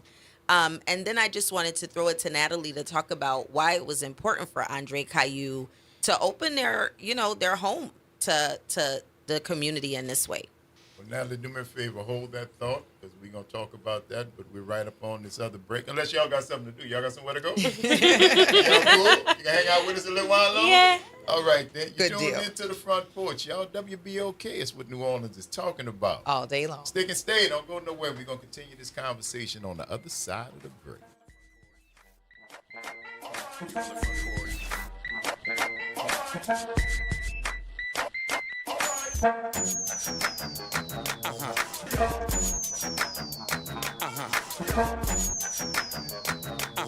This is your news update for WBOK from WDSU.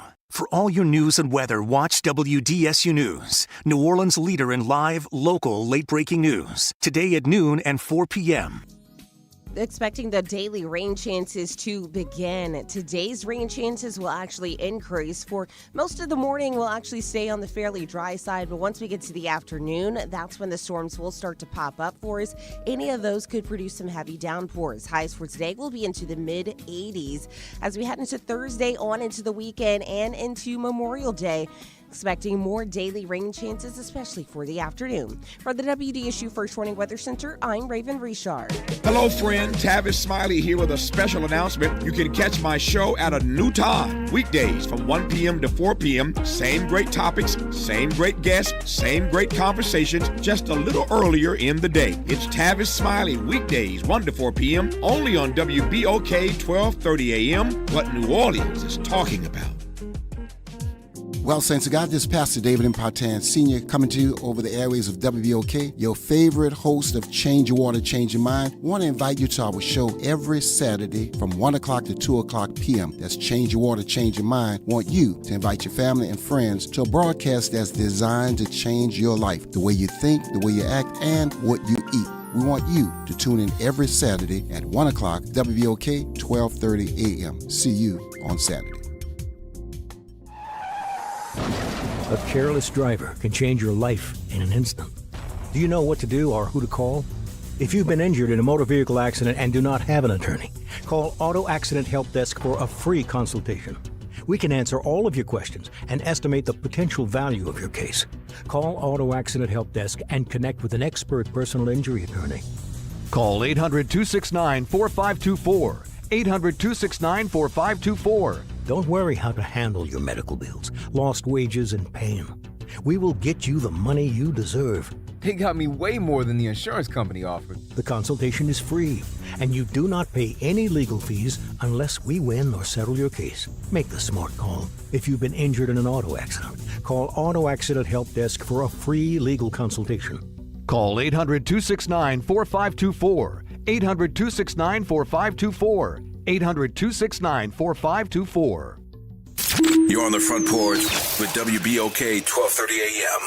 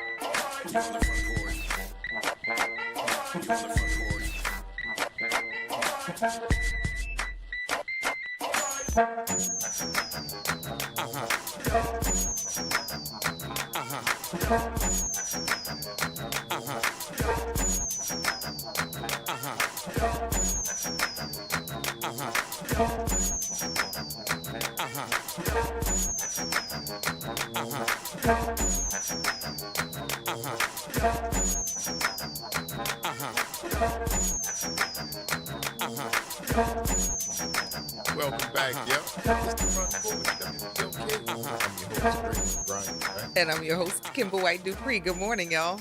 Jared and Jasmine on the other side of the glass, y'all. And we are here talking about neurodiversion and the Andre Caillou Center and stage plays and griots and summer camps and all the kind of stuff that we are very vested in. And we have a plethora of very informative individuals on this front porch. And I'm going to get you all, before we leave here today, to once again name yourselves, give the folks your IG or Facebook or however you get followed or liked or whatever that is before we get out of here.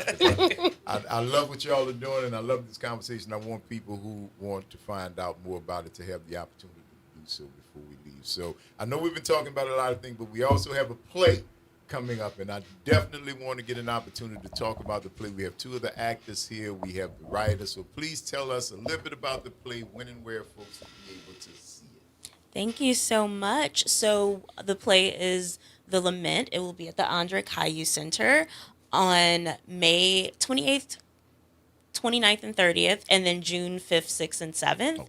You can find tickets online by going to tinyurl.com/thelamentplay, and also find more information about us at folkriot.com or on Instagram at folkriotmag. The Lament is, this has been such a great experience doing this with y'all and the rest of the cast, being able to explore a family, explore mental health, explore the decline of a family, the decline of Marcel, the fallout, all of the things surrounding secrets and truths and the spiritual on many levels. So I also want to take it to y'all to talk about that experience. I was just, I woke up this morning, I was like, wow, the play is next week. What am I going to do with myself after this? It's been very interesting diving into that. I took a chance. This is like my second actual play. This is my first full play. My first play was a burlesque combination, but this is my first dramatic role. And looking into the interpersonal dynamics with me as caretaker to my ailing husband, me as mother to my two daughters who are also trying to help me take care of their father in his last few days. I pulled a lot, in fact, a lot of this is being channeled with my experiences dealing with my mother with her colon cancer. And I've put a lot of my experiences with her are a lot of what you're going to be seeing on stage. At whatever point, just facing death and all of that, it's just been an experience. And dealing with this one here, he is masterful at what he's doing, and it may not seem like a large role. He really does pour a lot into it and make you feel and think with his lines in ways that you wouldn't expect? Well, that's because her time and she makes it easy. So it's iron sharpening iron. That's right. Marcel, I'm identifying with Marcel on a level to where it's just life. It's things you're going to go through in life that's just gonna be bad. It's gonna be horrible, and it's traumatic. And what he's going through is generational trauma. Mm-hmm. Without me revealing too much. Right. I get it. I'm gonna say that. Yeah, right. But right now he has dementia, and he's about to. This is it for my boy. Yeah. That's all I got. Yeah. I gotta say. Like, I'm identifying with him because I understand that like things happen to you, and then you do things, and then things happen to that person, and they do, and it's a snowball effect that we don't have cures to because we don't stop and say, all right, I see you, this is what happened, and find a way to give them a safe base to deal with that. Marcel never had that. He was one of those stubborn old men anyway. You wouldn't probably even be able to get him to do it. So, yeah, I'm having fun with this play. I love delving into a character and becoming him. I convinced myself not to method act today. I really wanted to get in character, but I was like, no, I'm gonna just my energy come down, but chill out. I am grateful for that because Marcel is like kind of intense and like really good at making you angry. Like I do think, and especially Act 3, there are probably going to be people who are like yelling at it like it's a movie and not like a live production, because that is how frustrating Marcel gets. And even as the director, like sometimes I find, like I wrote this and I'm directing it, but I even find myself like responding to the things he says, like, are you serious right now? Like there's a scene toward the end where Genevieve and the two daughters, he says something and they go, what? But like as an audience member, you're like, what? Like, it's not like you didn't predict that line. You're literally like, what did you just say right now? That you out of line. Yeah. He just misunderstood. Misunderstood. Listen, but I get it. Jesse, you want to know what's up with Marcel? That's right. So do I. Tickets are on sale right now, discounted. So definitely come There you see go. it Now is the right if you're time. peaked. Yeah. It could not be a better segue, madam. Please say who you are. Talk about the Andre Caillou Center, how folks can find out more information about it, and how they can follow you on any of the socials that you feel comfortable giving. Yes, so my name is Natalie Thomas. I'm Strategic Operations at the Andre Caillou Center for everything that we have going on, including the Lament, where we're also helping them sell tickets and promoting them because we're in a partnership with them. You can go to accneworleans.com. And all the information's there, lots of pop-ups for you to just take action very quickly. And we're just so excited to be able to open our doors to this production. Liz came to us and she was like, we wanted to hear. And I'm like, yes, we want people shouting too. We want it to feel alive. And we also want it to be a home place for this kind of work. So we have a 110-seater, and I'm sure it's going to get sold out now that we're talking about it. Yeah, absolutely. And then hopefully we get to bring it back whenever you're ready. And in addition to the Lament, we have the Young Griot Summer Camp, and it's so important that for the ACC that we open our doors at this time, because all of this to us is storytelling. Yes. And impacting the young generation and using what we like to call the ACC civic technology to change that narrative. And what a lot of people may or may not know about Captain Caillou is he was an organizer.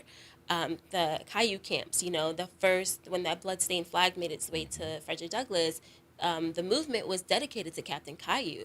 And so really you're in the birthplace of this civic engagement, and you're learning how to do that through the camp, also his legacy and the legacy of Felice, who was the first Black superintendent of the girls' school. Like, all of this is woven together. And I feel like the kids are going to be in there, and they're not going to know what the alchemy is that they're embodying and they're feeling, and it'll make sense years later. And I think that's delicious for them. It's a type of nourishment that you just don't get without being in those walls. So we're really excited.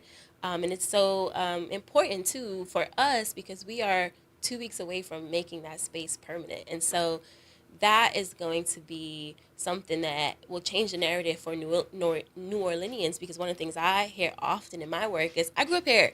I didn't know that was inside that building. I didn't know that church was next to Community Book Center, and this was in there. And so just to be able to shift that for folks and really be like, this is a space where you belong and where you can see yourself reflected, that's why we do it. Absolutely. ACC New Orleans is the ACCNewOrleans.com. ACCNewOrleans.com. Doc, you want to tell the folks how they can follow you, what they can follow you on the Instas and on the Faces and all the different things? Yes, thank you. Folk Riot, we are on Instagram at Folk Riot Mag, because we're also a magazine. And then personally for me as an artist, it is at Daddy Nova, DADDIENOVA on Instagram. Because I'm also a burlesque performer. Okay. And all right. I gotta put that on my up road to 50 list. I've gotten samba. We can add burlesque. Well, I am Frank Steele. That's X as in xylophone, TEELE. You can find me just about on all the social media platforms under that name, Frank Steele. And yeah, I'm going to be dropping some new stuff on YouTube. And soon you guys will be seeing a lot more poetry from me. Okay. All right. Scarlett with one T. I have to emphasize that because there are people who have known me all of my career and still spell it with two T's. SCARLETLETTA. That is 2 words on Facebook and all run together as 1 word on Instagram, TikTok, and Blue Sky. All right. So on Instagram, we are at Noble Minds 2014. That's NOB as in boy, LEMIN as in Nancy, D as in dog, S as in snake, 2014. And on Facebook, we're just Noble Minds, and I don't have personal stuff. But you can follow us, and if you really, really want to get fancy, hit that donate button. Yeah. Nobleminds.org, because we are not publicly funded in any way. We rely on donations and grants and fees, and so please, no amount of money is too small, and I mean no amount. There you go. Well, this conglomerate of brilliance that has graced our presence today, we want to take a moment and thank you. The vibe is great. The whole conversation was wonderful. We see the future as well as being a part of the past, all mixed up and coming together to make this city what we want it to be. Thank y'all for taking the time out of your busy schedules, but know that you have an open invitation. Anytime something like this is going on, come on back and sit with us on the porch so we can tell the people what's happening, all right? Thank you so much. Absolutely.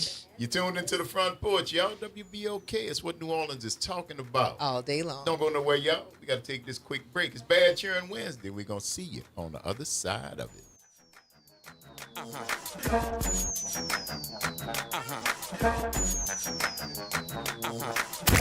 the campus of Xavier University, WBOK Go and Equity Media Station.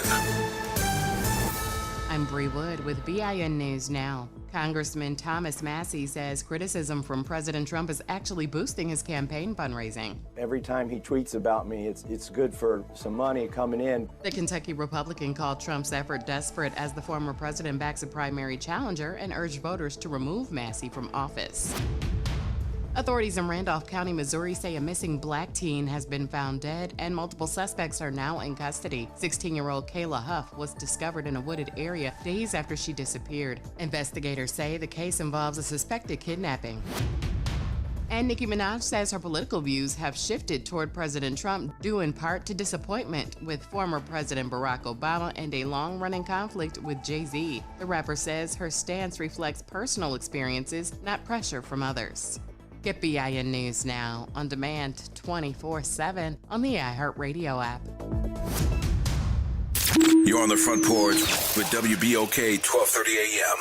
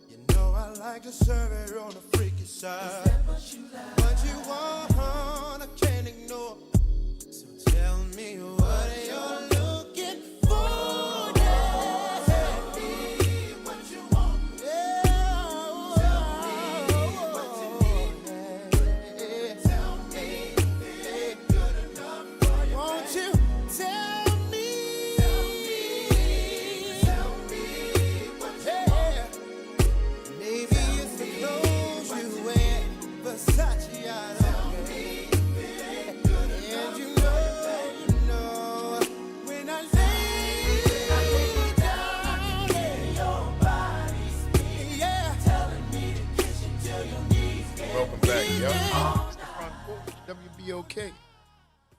I'm your host, Graylin Brian Banks. And I'm your host, Kimber White Dupree. Good morning, y'all. Jasmine and Jared on the other side of the glass, y'all. Bringing it to you right here on this Bad Cheer Wednesday, hump day, middle of the week. Thank y'all for rolling with us as we move into this third and final hour of today's episode of the Front Porch, continuing our broadcast from the historic campus of Xavier University from our studios right here at the foot of the overpass on South Norman C. Francis Parkway. www.wbok1230.com is the address, or you could hit us up on the talk line. 504-582-9422 is the number. Holla at your people. It's a great conversation. That Kim. was a wonderful conversation about things so near and dear to my heart, and I feel seen. There you go. I feel seen. There you go. And yes, you are not alone. Yes, that That's right. feels so much better. It's a beautiful when thing. you find the others just like you. Find members of your tribe. Yes.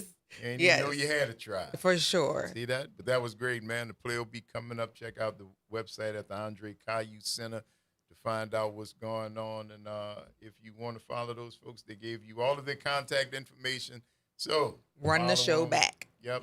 Yes. Listen to the show, follow them, check them out, because there's some good stuff they were talking about. And if you need it, it's right there for you. There you go. And speaking of stuff you need, Kim, yes, we got more company. Yes, we do. Yes, we do. Another. All the way from Edgar. No, he's from New Orleans. He's from New Orleans, but who he's representing is all the way out there in Edgar. But I want to welcome the principal of St. John High School, Mr. Vincent Brown of West St. John High School. St. John, what's your mascot?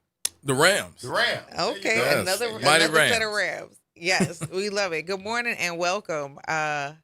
Before we start talking about what's gonna happen that's coming up, tell us a little bit about yourself and how you end up from Agard and then also living in the city. How did that go?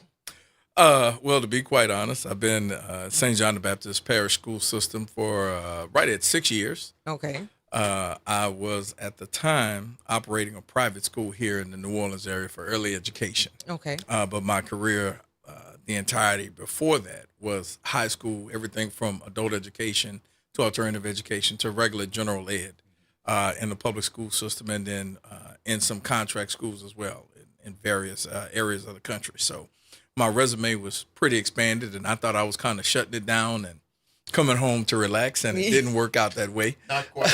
Not quite.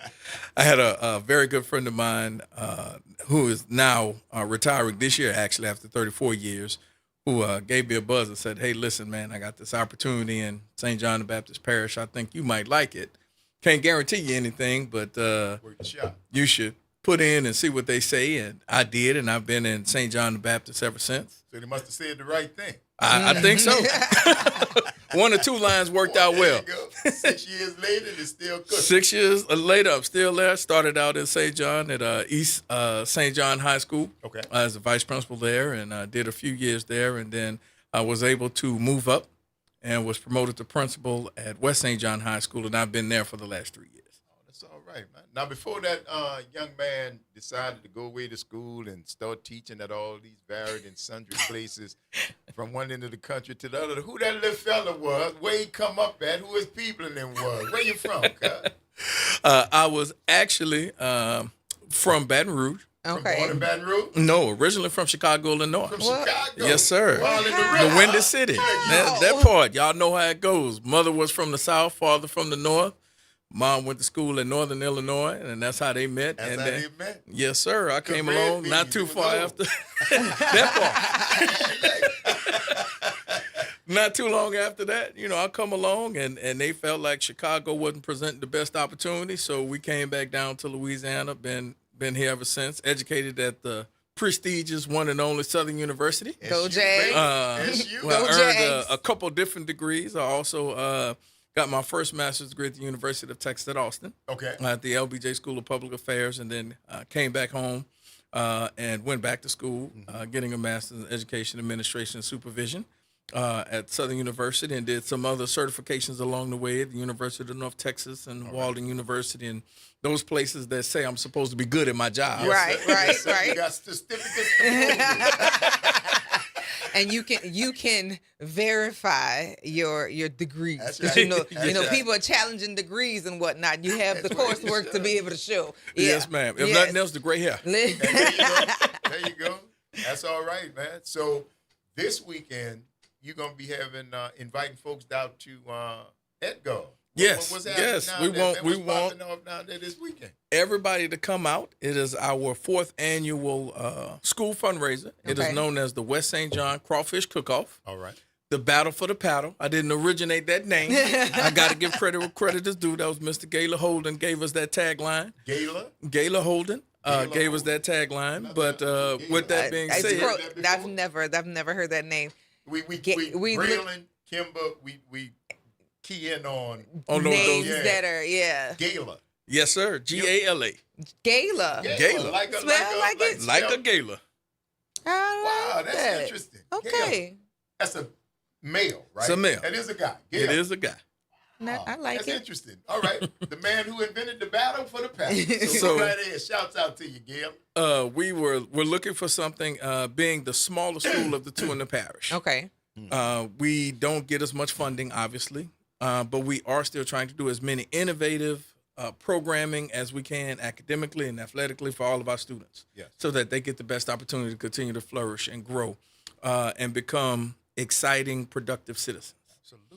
So we use the Crawfish Cook-Off to bridge that gap between what we get in state funding and local district funding, so that we can continue to offer the gambit of programming that we do. Because we have everything literally from CCMA, where our students can become certified clinical medical assistants, to pre-engineering programs.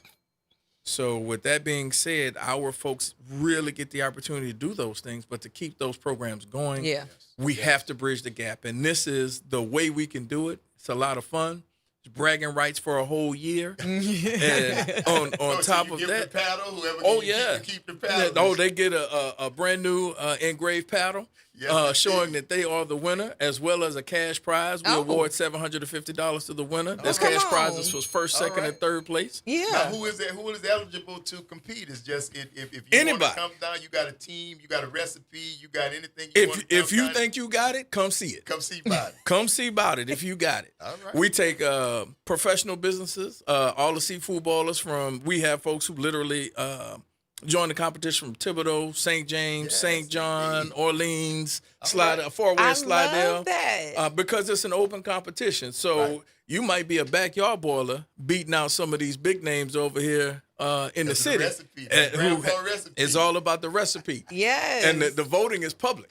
So the public votes for the winner. Whoever cooks the best is a true winner. There is not a professional chef in the corner judging, you didn't have enough paprika. It's really going to be the people who enjoyed it the most. Yes, indeed. I love that. This is the fourth year. It's been growing every year. That is wonderful. And we make it a real event, which is why I say people got to come out and enjoy it. We have several live entertainers.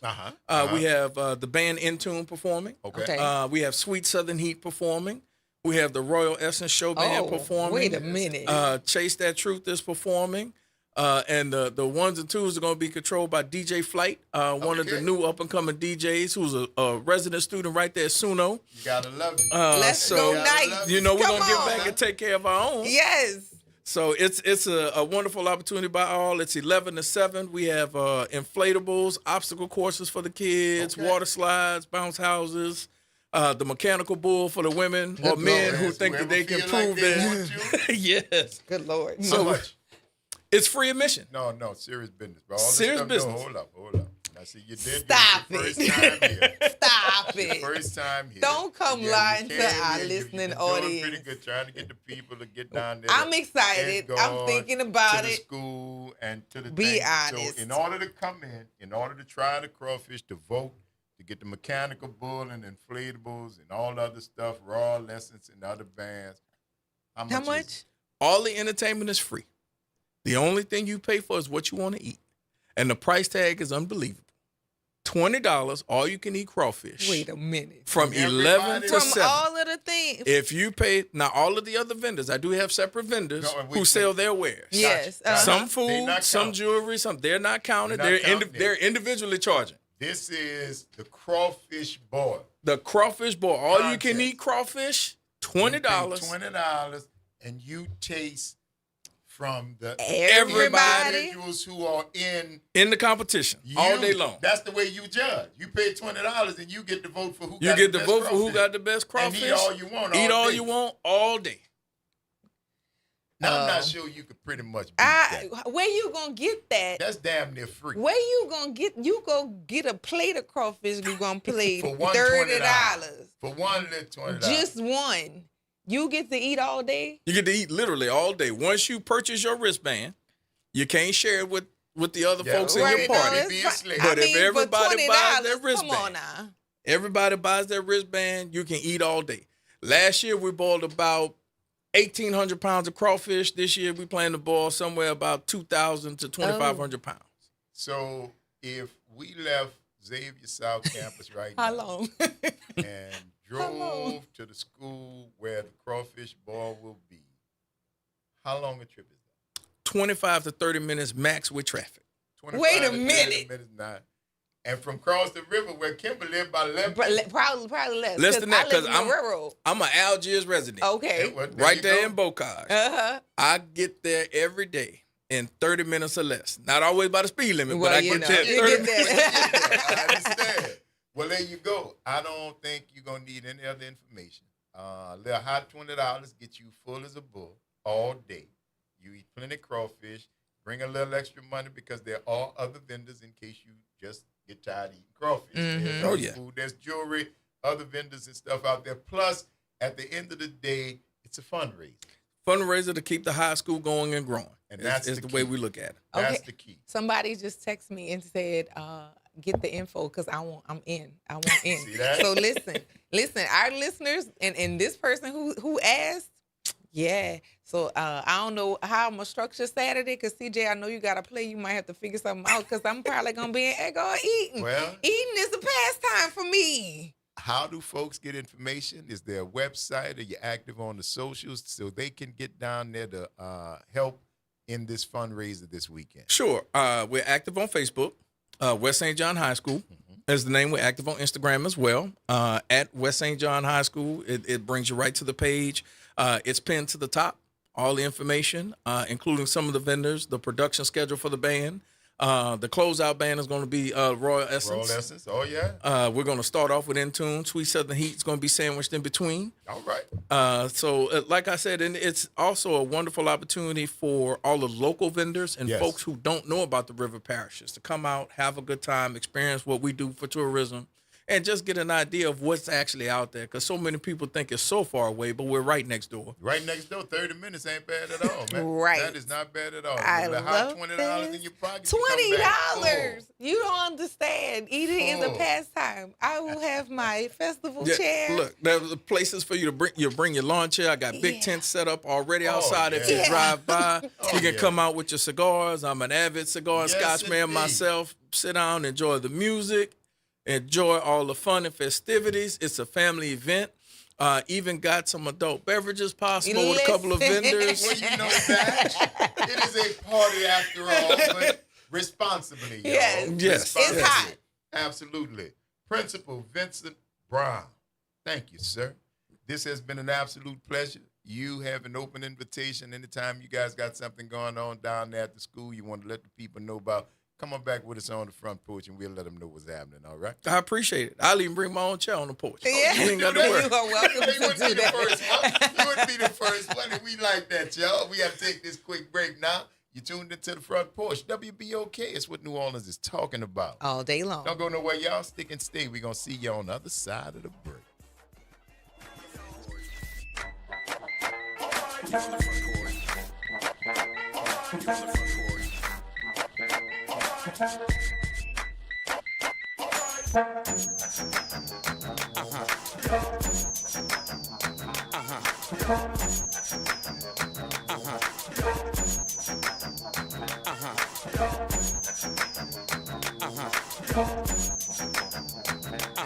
Good morning, everyone. I'm Elizabeth Kubel, and here are today's headlines for you. Some of you in New Orleans East are being asked to boil your water before using it.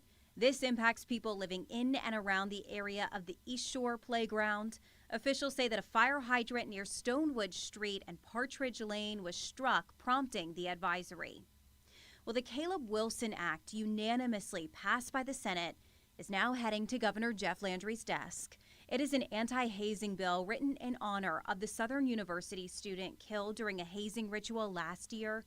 The bill would require students involved in campus organizations, including fraternities and sororities, to complete a 1-credit-hour anti-hazing course within their first 2 semesters of membership. and the future of a popular New Orleans restaurant taking center stage as a push to keep Ted's Frost Stop grows. The proposed plan calls for the original building to be demolished with a remodeled Ted's Frost Stop operating inside the new building. The university recently paused their involvement with the plan. Leaders say they want to take a closer look at zoning, design, and community engagement. Many community members say they don't want to see the historic site torn down. And that is a look for you at today's headlines. I'm Elizabeth Kubel for WBOK. This is the Bloomberg Black Business Beat. The number of black summer associates at law firms is shrinking to its lowest levels in more than a decade. That's according to a survey by the National Association of Law Placement. And as part of a larger trend across industries, in reaction to a conservative push to end race and gender-based preferences in hiring and in school admissions. I spoke to Bloomberg Equality reporter Jeff Green, who says this decline could be just the tip of the iceberg. We haven't even begun to see yet the impact of enrollment based on that affirmative action decision. The NLP folks said that's probably not going to show up till maybe next year's class. So you'll have the other side of that ratio affected. The number of black people who were in law school may also be diminishing. Conservative legal strategist Edward Blum is a name to watch here. He's led several successful initiatives to curb DEI in places like law firms. I'm Bloomberg's Justin Milliner on the Black Business Beat. It's deck days at Lowe's, and the savings are stacked. Right now, pros get 15% off all in-stock composite decking from top brands like Trex, TimberTech, and Decorators. Plus, get a free DeWalt 20-volt max 5-amp-hour battery when you buy a select DeWalt tool. The deck's stacked in your favor with brands pros trust. Our best lineup is here at Lowe's. Valid through 4/22 while supplies last. Selection varies by location. Confidence is knowing you're ready to handle whatever comes your way. That's what it feels like to take on your workday with Cintas. They make sure your AEDs are up to date, your fire extinguishers are tested and inspected, your floor mats are cleaned and delivered, and your workwear looks good, feels good, and is freshly laundered with the Cintas Apparel Plus program. So are you ready to take on today? Visit Cintas.com and get ready for the workday. Norman Robinson is back. Can you hear me? Making no prisoners. Can you hear me now? Each weekday, Norman Robinson brings you commentary with Off the Top. The incident was shocking, disturbing, disgusting, disappointing, and sad. Each weekday, Off the Top with Norman Robinson is heard exclusively right here. It's Off the Top with Norman Robinson on WBOK 1230 AM. Life has a way of shifting priorities, changing needs, and pivoting plans. Home Bank is there for all of them. Their bankers partner with you for every step along the way, from understanding your needs to celebrating your success. Home Bank is invested in the vibrant spirit of our community and in you. So partner with them. Stop on by any banking center in the greater New Orleans area or visit home24bank.com to get started today. Good for business, good for life. Home Bank, a member of the FDIC. Greetings and salutations. I am Edward B. Coulon Smith, chairman of the board of the New Orleans Regional Black Chamber of Commerce. We'd like to invite you to tune in every Wednesday at 12 noon on WBOK to listen in on Black to Business and be a part of the movement that's going on. Thank you. LifeCare provides valuable whole life insurance to cover final expenses such as medical bills, burial costs, and unpaid debt. A final expense insurance policy is fast, easy, affordable life insurance that's available to anyone between the ages of 50 and 80. No medical exams, no lengthy questionnaires, and no waiting period. The application process is quick and easy. You can even apply without having to undergo a medical examination. Just answer a few questions and we'll do the rest. With the average funeral cost skyrocketing to $11,000 and Social Security only paying $255, you need simple, affordable peace of mind for you and your whole family. Don't leave behind unpaid expenses that, if left unattended, will burden your family tremendously. Benefits include a guaranteed premium that will never increase, a guaranteed cash value, and a guaranteed death benefit that can never decrease. To find out how you can get final expense insurance with a guaranteed lifetime rate lock, call LifeCare at 800-571-9955. That's 800-571-9955. 800-571-9955. Making a difference in the community. WBOK 1230 AM. You're on the Front Porch with WBOK 1230 AM.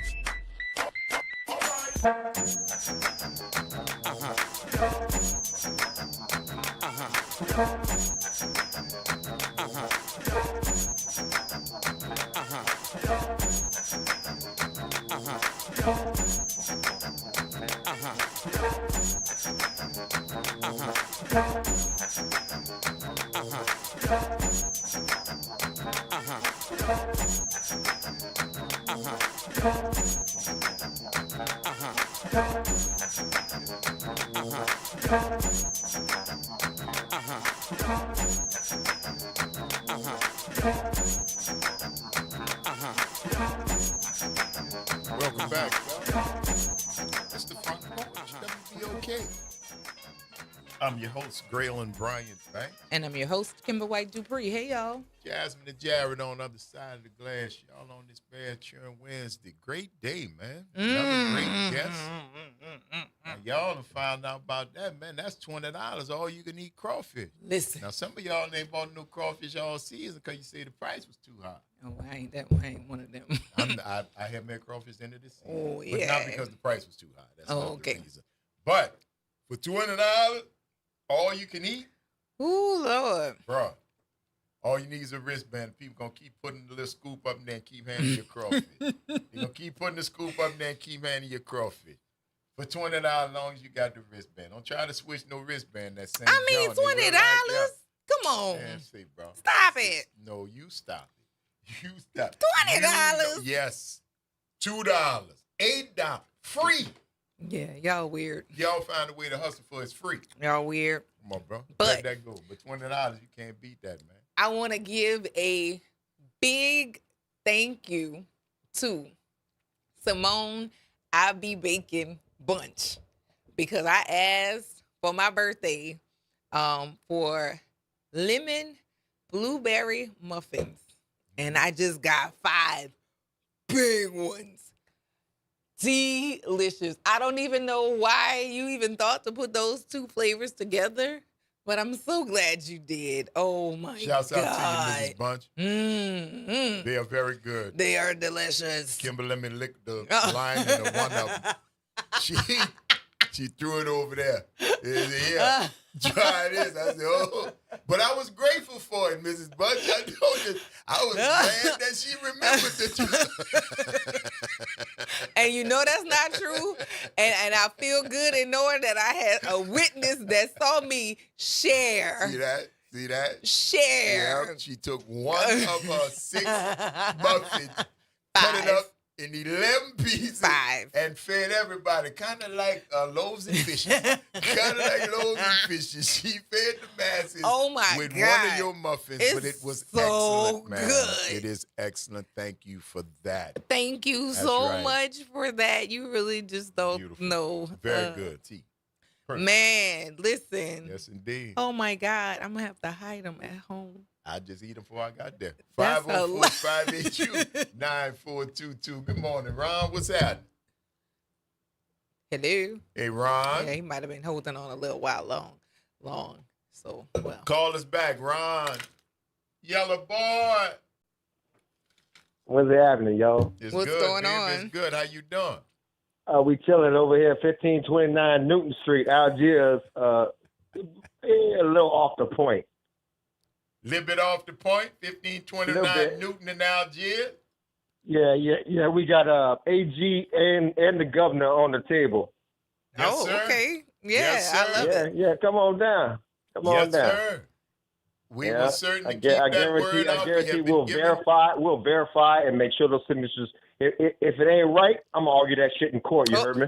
All right, Yellow All right, boy. well, thank you, Thank bro. you for Yellow that. boy. We know you get excited, but we got the FAA to contend with We too, have bro. to follow guidelines. Yeah, we got to follow guidelines. But listen, your passion is understood. Yes. For those of you who are looking for a place, we just gave you a list.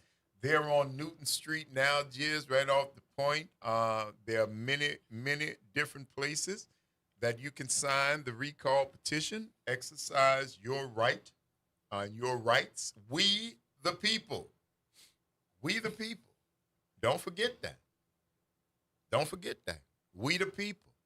We can change it, yeah. We got stuff that we can do. We got stuff we can. You just defeated him again for the second time. Yes. You know you can. Yes. The lines in the state that are showing, man, you know how many black people and white, there's a few racist white people out there, probably maybe more than a few, but they got a lot of white people, black people getting along. They ain't got no beef. Right. They ain't got no beef. They go, they get along, they just regular, everyday They coexist. people. They coexist regular, everyday. No animosity, no outward hate, no untoward behavior, none of that. And they don't want to live in this kind of place that you're promoting. They don't want that. They might have a little bit more value on their soul than you do. Maybe. But I'm hoping that they do, because your numbers, I'm telling you, never had the numbers that you thought you did.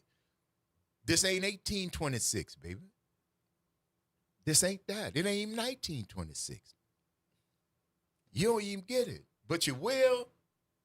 You will, because I know Governor Miles is nervous. I know Governor Miles is feeling some kind of way, because I know Governor Miles sees those lines. And then I know Governor Miles sees the demographic that is filling the line. And I don't think you thought you saw what you was going to see. You expected to look like BLM. And it did.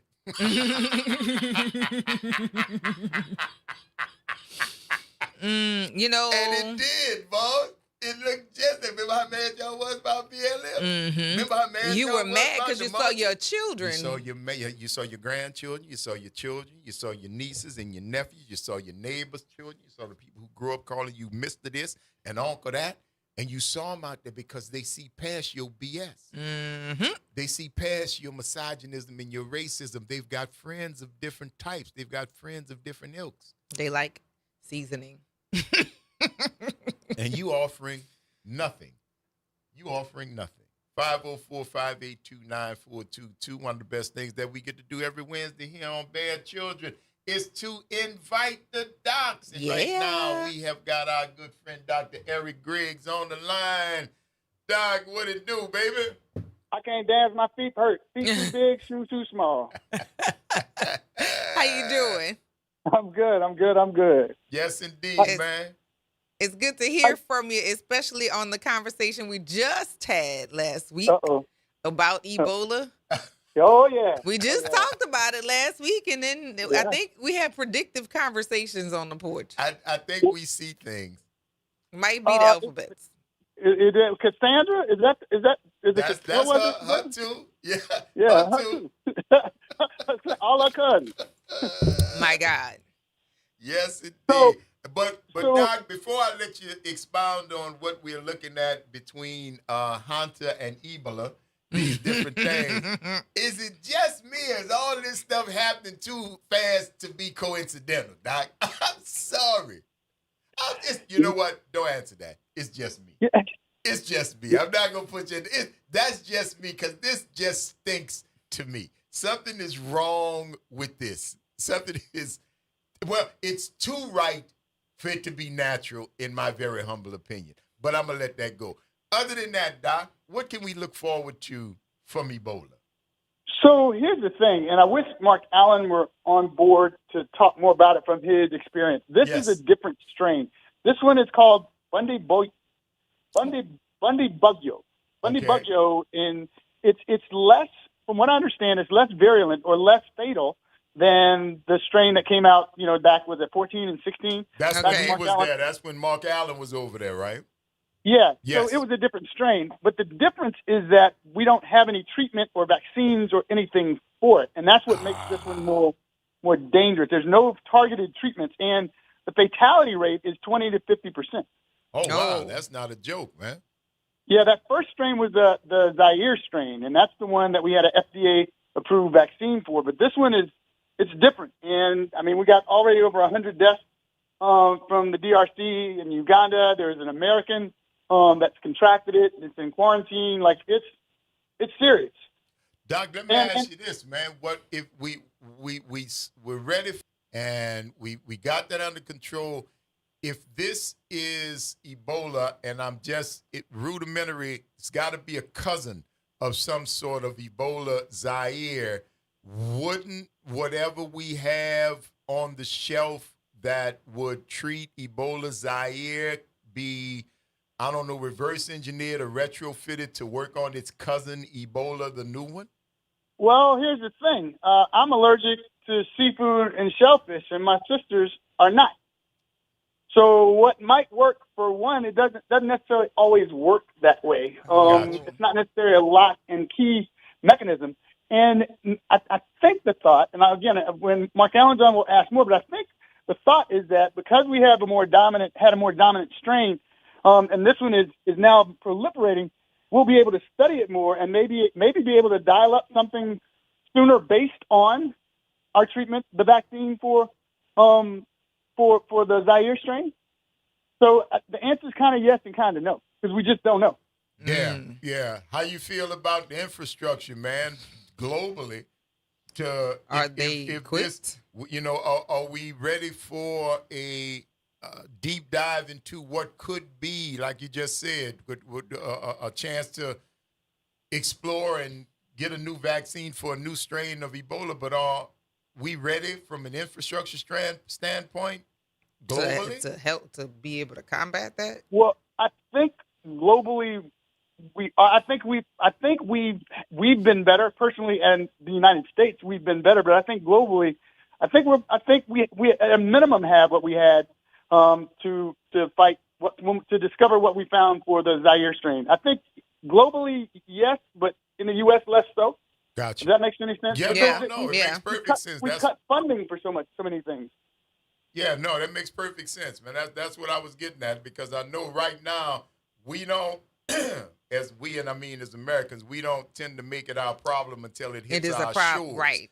But this one's it's not COVID, right? So it's spread by bodily fluids. So it's different, but it had no less a sense of urgency than the first time. Yes. With the first strain, because there's so much. The big thing is it's happening in conflict zones, so people are displaced to travel and move around more. Like it's a serious thing, and they're already having PPE shortages. Oh Lord. Well, yeah. Yeah, we remember that. Yes. Oh, indeed, we definitely do, and the risks that people were taking. That's the thing. Like, do we not remember that we were cheering on people because they were seeing death like regularly, and you let the guy who unleashed that on us then back in office? It's like insane to me. Yeah, it's an interesting world we live in now. I mean, they're trying times. You have these these things popping up, these outbreaks, like you said, Ebola. We're still on, we still have COVID around. And yes, still got COVID around. Yeah, absolutely. Measles. The respiratory viruses. We just had a norovirus circulate throughout the city here recently. Like, we've got the lessons, we need to fall back on all of the lessons learned from the pandemic. Whether people want to acknowledge that it was real or not, it was real. Yes. We learned we need to wash our hands. We know we need to practice better public health hygiene. If you feel sick, stay home. If you have to go outside and you're sick, wear a mask at the very least. Again, just the basic things that we need to do for ourselves, that's one thing that we can control. And what's interesting is I was having a conversation yesterday. I have a friend who's coming here. She's a nurse in Gambia, and she'll be here over the next 3 months. And hopefully I'll bring her on and you can meet her to talk about what things they're doing there. Yes, but, it's definitely interesting. What's really hurting us is our foods, right? Mm-hmm. The more artificial and the more convenient we make things, the more we put chemicals in it that cause inflammatory states in our bodies. Mm-hmm. And we become inflamed. I like to think I was inflamed 50 pounds ago rather than fat, but we do things, maybe the natural things are the best things for us. You remember when COVID happened and the world went inside. Everyone went inside, and the world started to heal itself. You remember that? I remember. You remember that, man? And it was the quick. waters the water started the clearing air up over Mexico City was clear. One of the most polluted places on the planet. You could see blue sky. Dude, the earth, the canals in Venice got clean. It was crazy all around the world. All around. So imagine a body, if you've ever traveled to Europe, where you're putting only natural things in it. Uh-huh. You're eating food, fresh food that's grown in the ground. If you're going to eat meat, it's farmed. If you're going to drink water, it's well. It's the natural thing. If we do natural things, amazing natural things happen. Yeah. So that's kind of where we are with all of this. The more we try to engineer and we try to manufacture and we try to make things better and more convenient, the worse we do. The whole platform, get checked, get fit, get moving. Be your own expert on your health. Yes. Eat healthy foods. Take you a walk. Graylin, we took a couple walks during Jazz Fest. Sure did. It was spirit for the soul. So in spite of all that stuff, no one is coming for us but us. Come on now. Right. Come on now. You feel what I'm saying? Oh, I do. We need to do what we can for us. You know what natural foods are. You know you feel sick. And you know what? You need to treat yourself like a 6-year-old. If you're tired, you need to take a nap. Take your nap. And stop having a tantrum and being mad because you say, I don't want to be tired. In other words, it's too late. You're already tired. It's too late. And if you're hungry, stop to eat. That is, yes. Yeah, we're going back to rudimentary stuff. And sometimes you need to put yourself in timeout. You certainly do. You certainly do. I'm a huge proponent of self-timeout. Me, I'll remove myself from you in a heartbeat. Before I have to be removed. Don't go nowhere, off of Doc. you. We got to take this quick break, but we're going to come right back, all right? Okay. Hang on. You're tuned into the Front Porch, y'all. WBOK is what New Orleans is talking about. All day long. Stick and stay. We're on the phone with Dr. Eric Griggs, and we're going to see you on the other side of the break. You're on the Front Porch. You're on the Front Porch.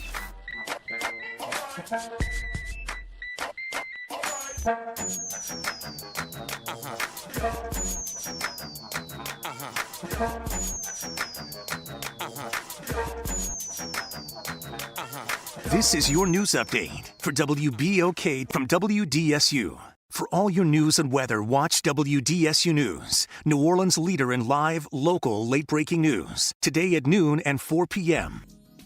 Expecting the daily rain chances to begin. Today's rain chances will actually increase. For most of the morning, we'll actually stay on the fairly dry side, but once we get to the afternoon, that's when the storms will start to pop up for us.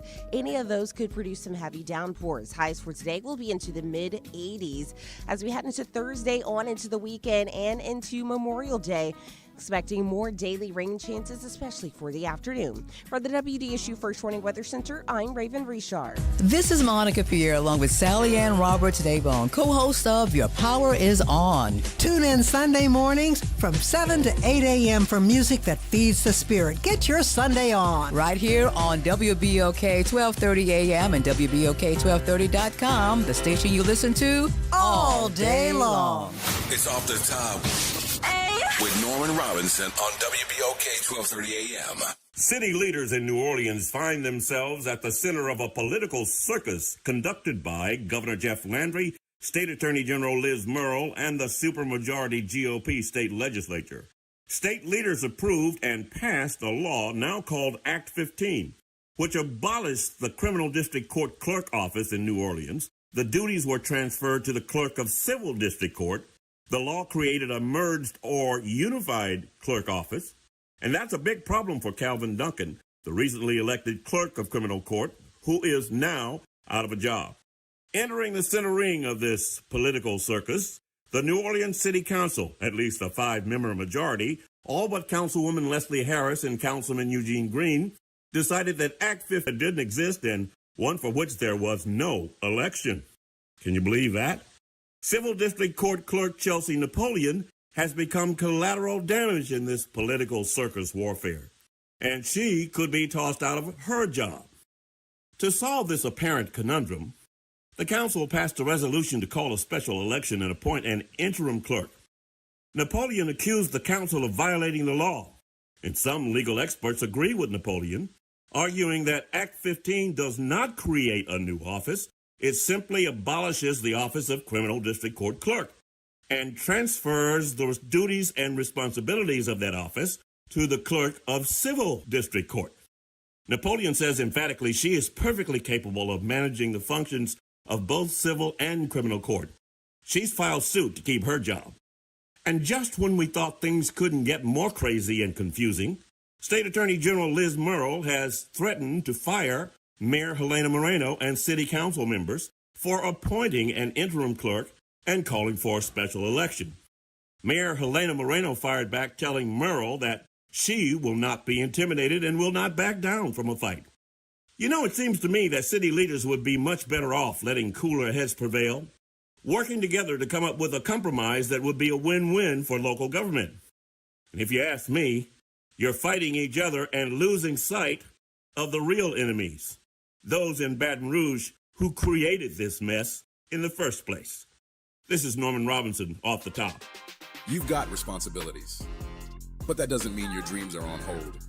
At Southern University at New Orleans, our evening and weekend college is designed with your life in mind.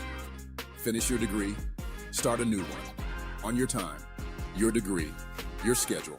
No excuses, just opportunity.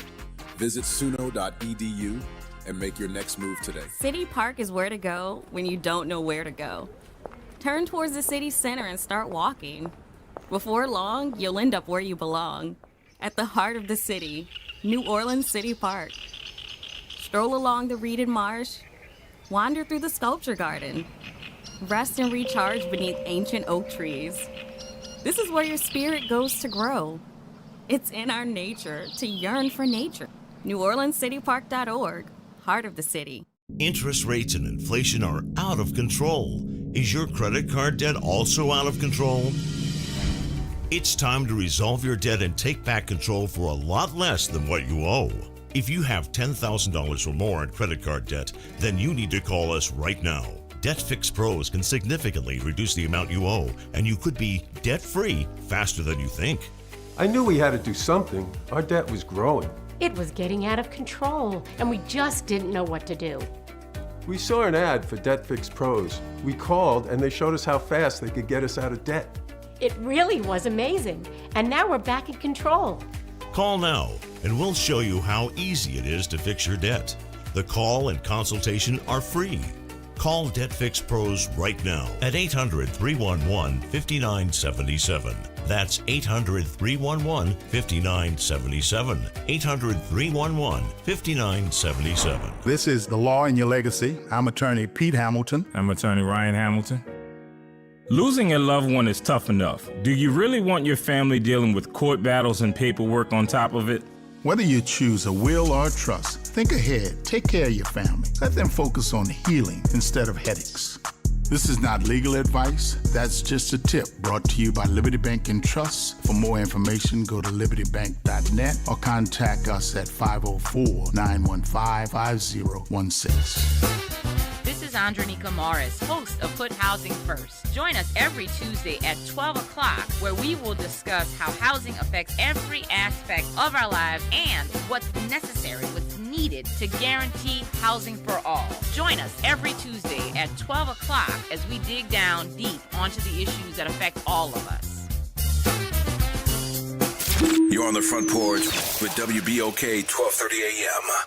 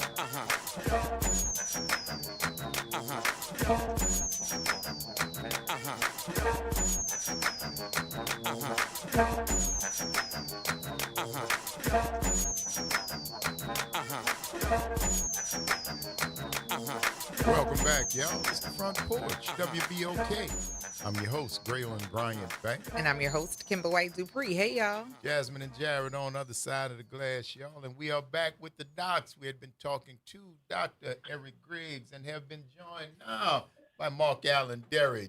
Gentlemen, welcome back. How y'all doing? Good morning. Oh, Hey, it's stereo. Gotta love that. Good Yes, morning. indeed. How y'all doing? Now, we Good had Lord. been talking to Griggs, Mark Allen, but he also acquiesced to talk about Ebola, which we started off the conversation about, but he gave us a little bit of good information, some good news that this is not the same type of strain that the Ebola Zaire was, which reflects back to your first introduction to that disease, yes? No, that's true. And it's actually a little bit, somewhat problematic in that with that, when I went down in 2014, 2015 to do the Ebola outbreak in Sierra Leone and Freetown, which was the epicenter of the globe at the time. Yes. As I'm sure you guys probably remember, while I was there, just as I was leaving, the WHO was actually, so I got there in late December and I left somewhere in April.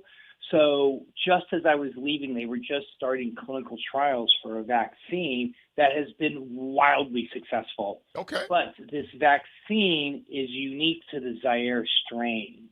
Okay. It's like, think about how with COVID, we needed updated vaccines. With Ebola, there's 4 or now 5. To be honest with you, I considered myself pretty up to date on Ebola. I was unaware of this Bundibugyo strain. Oh, wow. And that's largely because there's only been two outbreaks previous. So this is a unique strain in the Ebola world, even for people like me who do this, who do Ebola and who kind of keep up with it. But that being said, and so when we have seen outbreaks of Zaire before in the past, the Zaire strain, folks like myself, health authorities come in and they immediately start doing something they do these ring protections, right? Where you find a person who has it, you find out who's around them, who are their contacts, you vaccinate them. Then you find out who their contacts are. Then you vaccinate them, and you keep doing that. And what you end up doing is not providing the fodder, if you will, the kindling, if you will, for the Ebola flame. Yes. And that's how you get rid of it. And that's how, since 2014, 2015, that's how Ebola outbreaks have been managed. So where this one is different, we don't have that vaccine because nobody has really seen Bundibugyo. Really, there's only been 2 smaller outbreaks. So the couple things that are unique about this virus is that it has actually even a higher mortality rate, just based on the 2 previous outbreaks. It has a higher mortality rate than the Zaire does. Right now, as of this morning, Uganda has passed 500 suspected cases with 130 deaths. So that's roughly, kind of off the top of my head, maybe 25%, 30%. Mortality rates, there's been 30 lab-confirmed cases.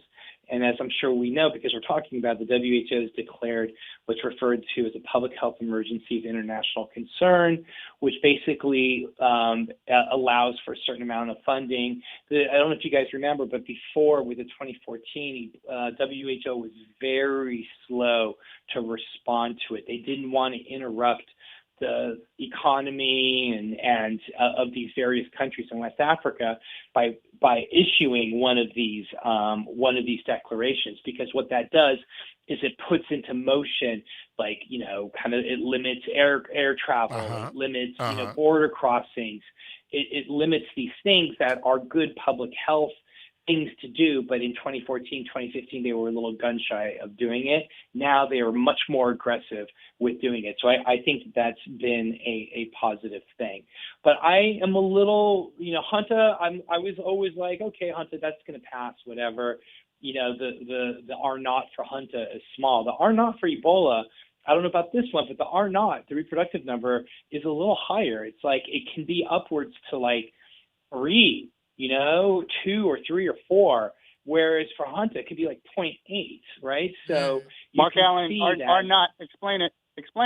the R naught is the reproductive number where one person, the R naught reflects the number of people an infected person has the potential to infect another person. So with Hanta, you can be infected with it and not give it to anybody. Okay. But with somebody like with Ebola, with COVID, with measles, for example, we always talk about the R naught of measles being upwards to 18. So one person with measles can infect 18 people. Yes, I remember. So with Ebola, Zaire, the R naught is anywhere between 3 to 4.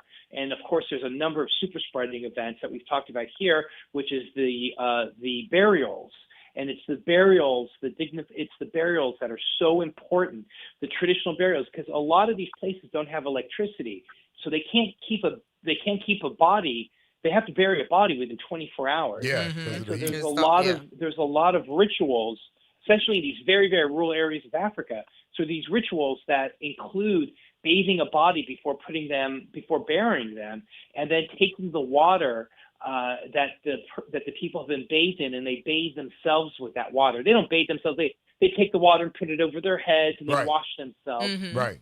So it's not like a full bath, but they bathe themselves, they bathe the children, and that's seen as that's a very intimate thing to do with a dead body. You could see it's the immediate family. But the thing is that when somebody dies of Ebola virus, they're at their peak viral load. And so when they wash their body, and of course they're not dressed, and so when the virus remains alive for anywhere between 24, 48, even 72 to even longer hours on a potential surface, including a body that has a dead body. So you can see with live virus, with a high potential for infectivity, you can see why this one is of unique concern, and this is why the WHO issued that edict that we mentioned a moment ago, the public health emergency of international concern. Well, Doc, thank you, man. We may have to get you guys back on earlier like we did last week if we get any updates, but we always want to thank you for taking the time out to come give us the information that we need, and we appreciate your time, all right? Thank you, guys. All right, fellas, thank we'll you. talk to you soon. Thank y'all. Thank y'all. Bye-bye. All right. Bye-bye. And we want to thank each of y'all for giving us 3 hours out of your lives that you'll never get back. And we certainly hope we've given you a little bit of something in return for the investment of your time. I'm your host, Graylin Bryant Banks. And I'm your host, Kimber White Dupree. Take care of yourselves and each other. Jasmine and Jared on the other side of the glass. Y'all practice random acts of kindness. Do something nice for somebody just because it's a nice thing to do. Take care of yourselves and each other, and we're going to see y'all on the flip. Bye.